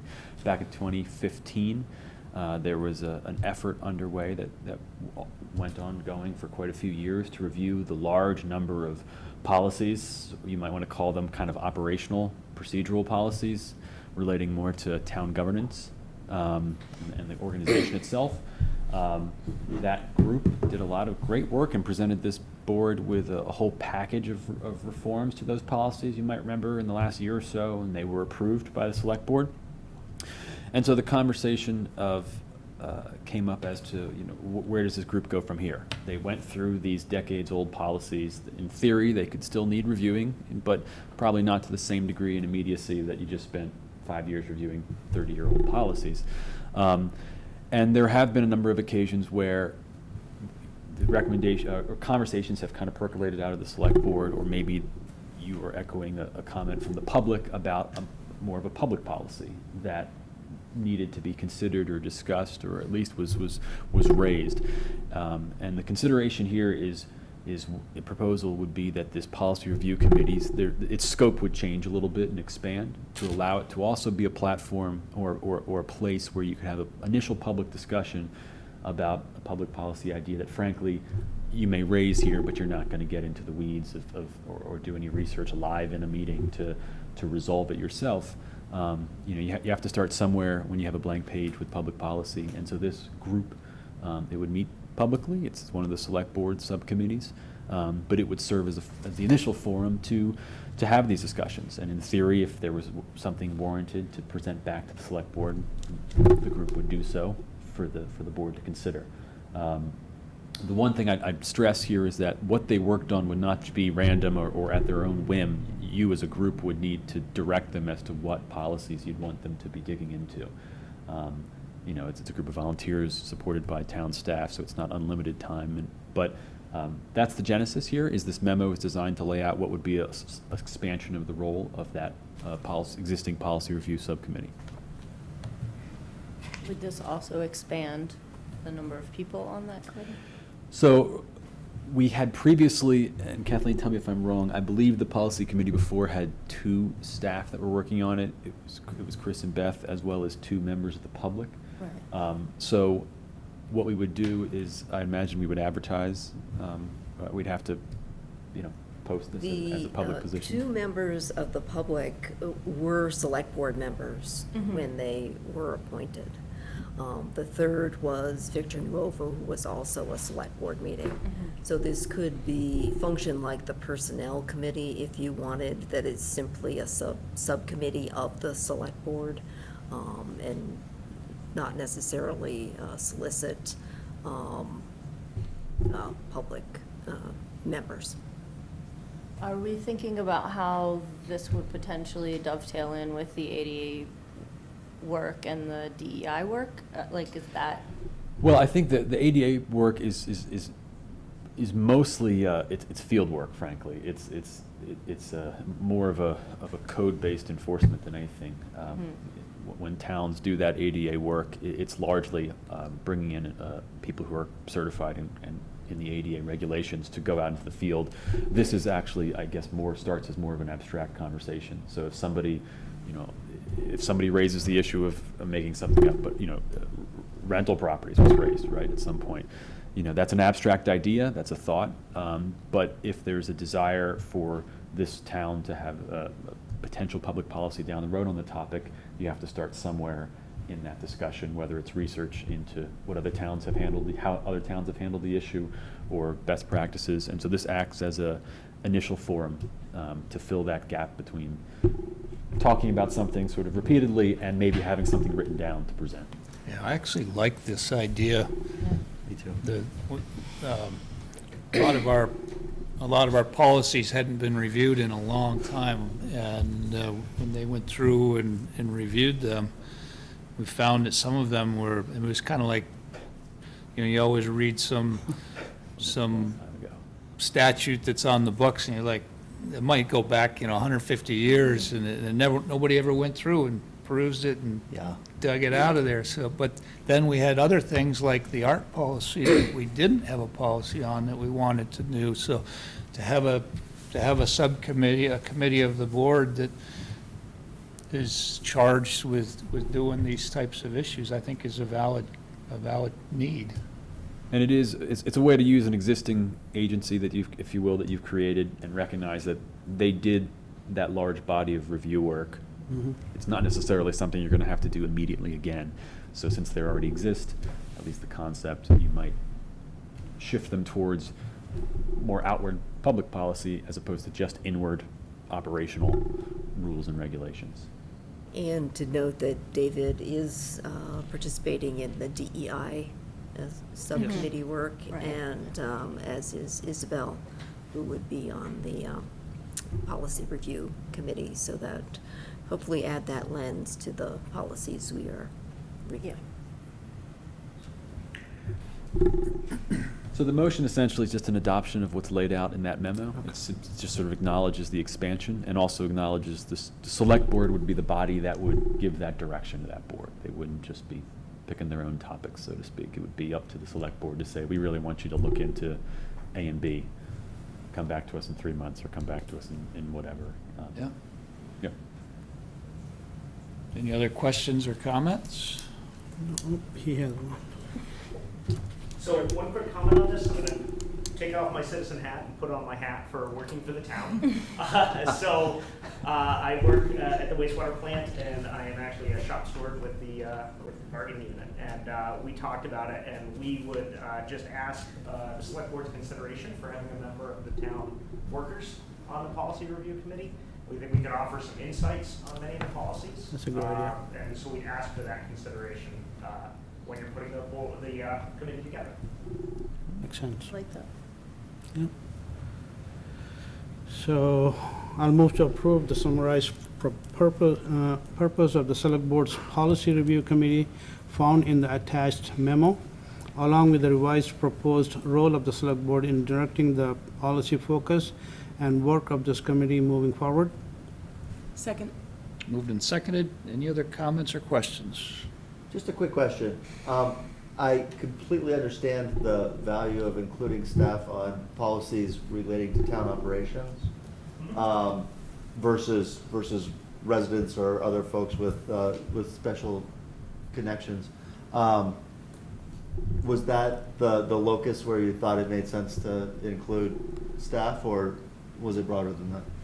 No, that's pretty much it. I mean, I think there's a lot of policies in there that we have insight on, like when you get into the public works policies and things of that nature. Sure. And also some of the stuff that actually affects town personnel affects us. Of course. That's kind of the focus of what we'd be interested in providing input that we could, that's. Absolutely. That's Okay. kind of the locus of what we were making that suggestion and just asking for the select board's consideration when the committee is put together. For sure.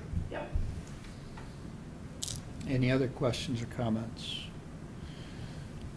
All in favor signify by saying aye. Aye. Aye? Okay. Quick report on the town's, thank you, Dave, appreciate it. Town college lunch notes, we had from the town, myself, Isabel, Kathleen and Dave, and college covered a couple different things, 2028 energy, just talking about the strategy with some collaborative climate conversations, developing a town college climate action plan, and certainly they're working collaboratively with the Energy Committee and SEAC, and so looking at what that preliminary scope of work would be and a rough timeline. And so still some thoughts working forward on that. We don't have that actually to look at yet. Child care update, very encouraging. The child care center, they continue to seek funding for the upgrading. There is some hope that they could actually be breaking ground this year. So wow. That was really encouraging. They've been working hard on it. Obviously, they have a very vested interest, but it's a phenomenal project for the town. Yeah. Summit Properties, just an update on that. They're going to first thing they're doing is going to be closing on the old Big way. Mooney House, the Mooney House, the big house. And that's going to be developed into like condos, condo living. The college is now approved to go forward with their new first-year dorm, their freshman dorm. It's a big thing. It's going to be, I think it was 40 or 60 additional beds. So but it would be the end of, let's see, 25, I think, it would be in 25 calendar year, or 25, 26 class would be the ones, those freshmen would be the first ones in there. There was some other stuff that you could click on, read on in the board story, but basically the college has got a number of things that they're doing that is very positive for the town. The board has funded some really great things that support us. One of those is they have signed, they're working a lease. They're going to take our problem property for students at the Five Corners. One of our problem properties. Yes, but they're working the issue. Yes. They're certainly a partner, and they're not doing it just in philanthropy. I mean, they have a vested need in it, but they selected that site because it takes a headache away from all of us. So we updated them on the IPL 100 project team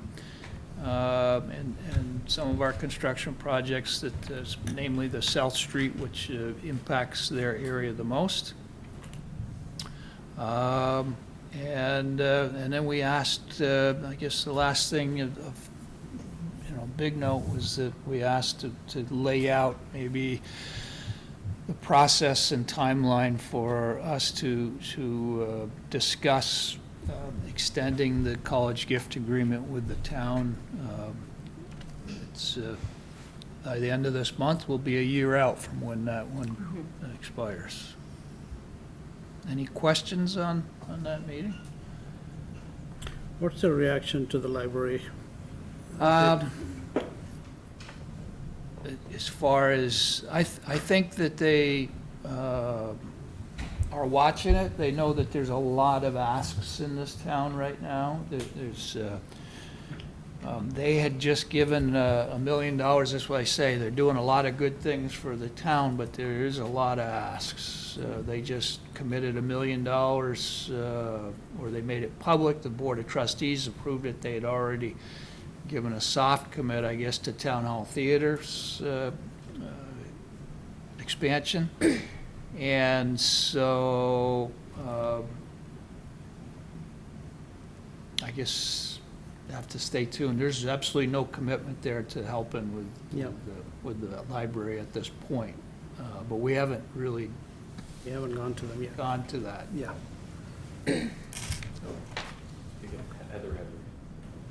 Heather has right now. Heather. So just a clarifying question, at the top of the memo where it talks about who was there, it mentions, after Amy Carlin, Special Assistant to the President, Associate Director of Community Relations, and President of Events, and then there's the semicolon and David Provost. It seemed like somebody was missing there, or there were too many designations. Can you just I think that's clarify that and update the memo so it's accurate? I think that's Amy Carlin's resume. Yeah, I think she has a really long title. That's Amy's. That's Amy's title. She's Because she took over some of Sue's. She's taken over Right. from Sue, so I think she's holding 2 titles at this point. We just hope she got a raise with the long title as well. I'll take a look at it, Heather. But good catch. We'll verify. If there's no questions, I'm going to move on to our addition to the agenda, which is changing the date of the block party from Saturday, July 29th to Thursday, July 27th to leverage Midsummer Market setup and volunteers. We have an approved event day approval or whatever, I forget what we call those. And so we would need to approve the date change. There is a difference in the traffic on those days when we're shutting down. Remember, we're shutting down, but we've done it before during the middle of the week. So, and it worked fine. That's one of the benefits of having the Cross Street Bridge. Right. So.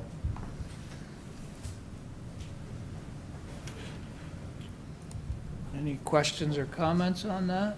I think we do need to do a motion to approve the amended date. If somebody could give me a, I'll make a motion to approve the amended date for the block party, as had been mentioned. I don't know what that was, but to Thursday, July 27th.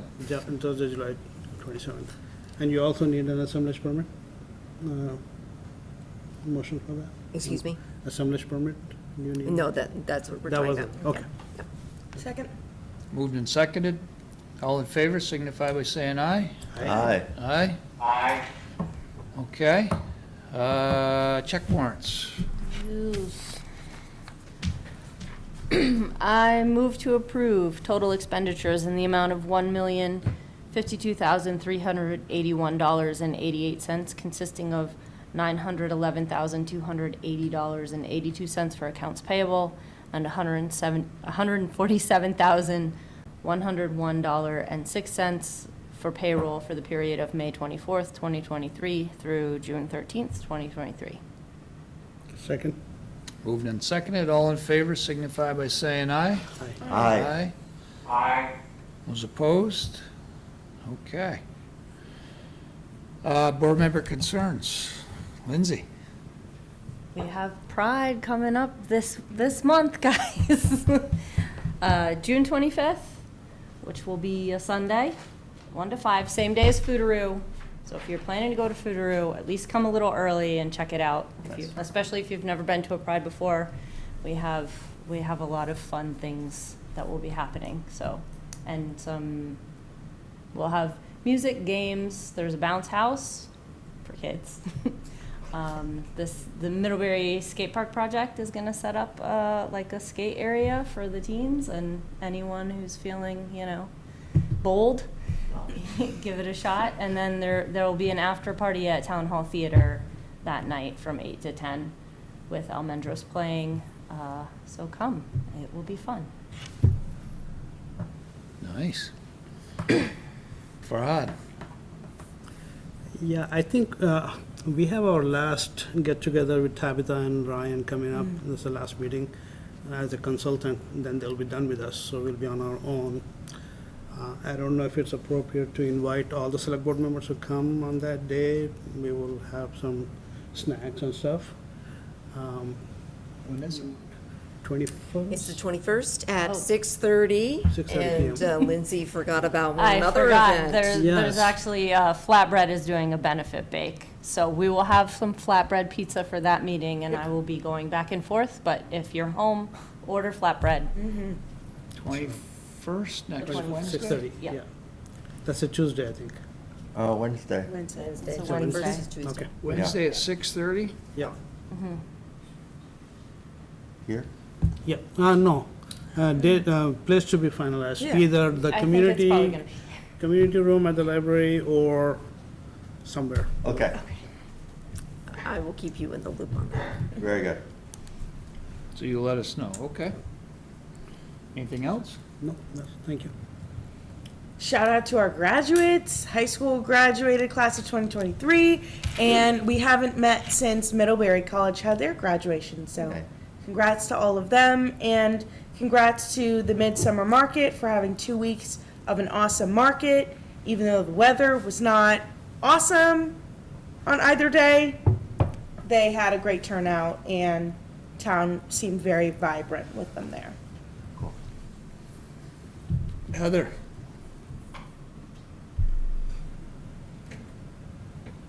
I don't have anything, Brian. Okay. I think you said, Heather, you're breaking up sometimes and I can't understand what you're saying. I did say Heather. Dan? I'm good, thank you. Okay. I attended the VCAN Summit at Middlebury College weekend before last. Vermont Energy Climate Action Network, I think, is the acronym. And it was about funding sources for climate transition. VLCT was there, went through a ton of the different grant options available. A whole lot of our energy committee was there. It was great. The breakout sessions were awesome. They do a great job. I'm excited to attend more of their events. I did not go to the interfaith housing piece the next day that I know Dan was at. I went to that and too. Izzy was at and didn't bring up. But Where anyway, forgot to bring thanks that for up. representing there, and I Was hope it? that you bring good housing ideas back to this body so that we can find some places to get some traction. The other piece. It was, I'm sorry, I was just gonna add, it was very interesting.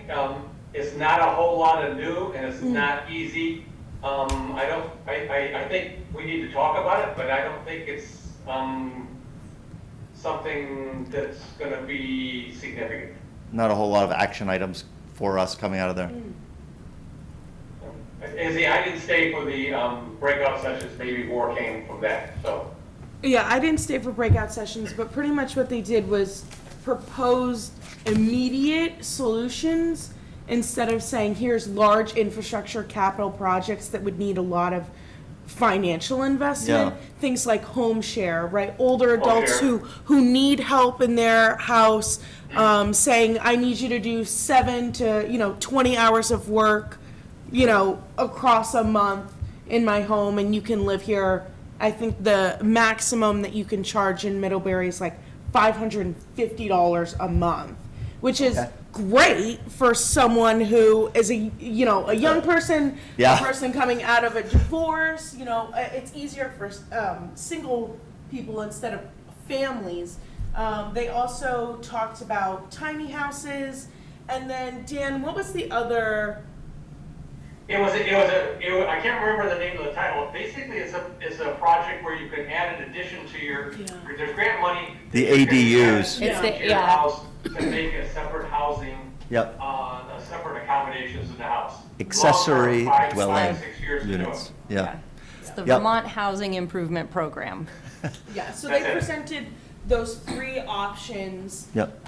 as like short-term solutions, but things that if we as a town promoted, as if we got the word out, I think more people would, recognize their viability in And- serving a housing crisis right now. We could zone for tiny houses. We could make that easier to do in town. One of the things also that's happened, I got 2 more items, sorry to keep us late. The governor announced that he would like to have 50% of Vermont in conservation by 2050 or something crazy like that, which means that people need to live in town centers. That's the only way you do it. And we need to make sure that people can build and live in our town center. That's part of what we're doing here. And the third thing, even though I did mention it earlier, the DRB meeting last night was awesome. They are fantastic. Okay, that's all.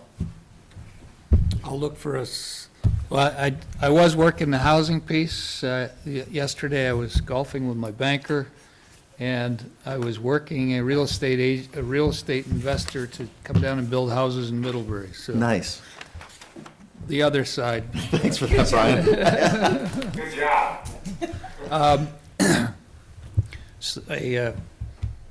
Adjournment motion. I move to adjourn. Second. All in favor? Aye. Aye. Good Voila. night. Thank you. Have a good night. Thanks, guys. See you next week. I'll be back next week. All right.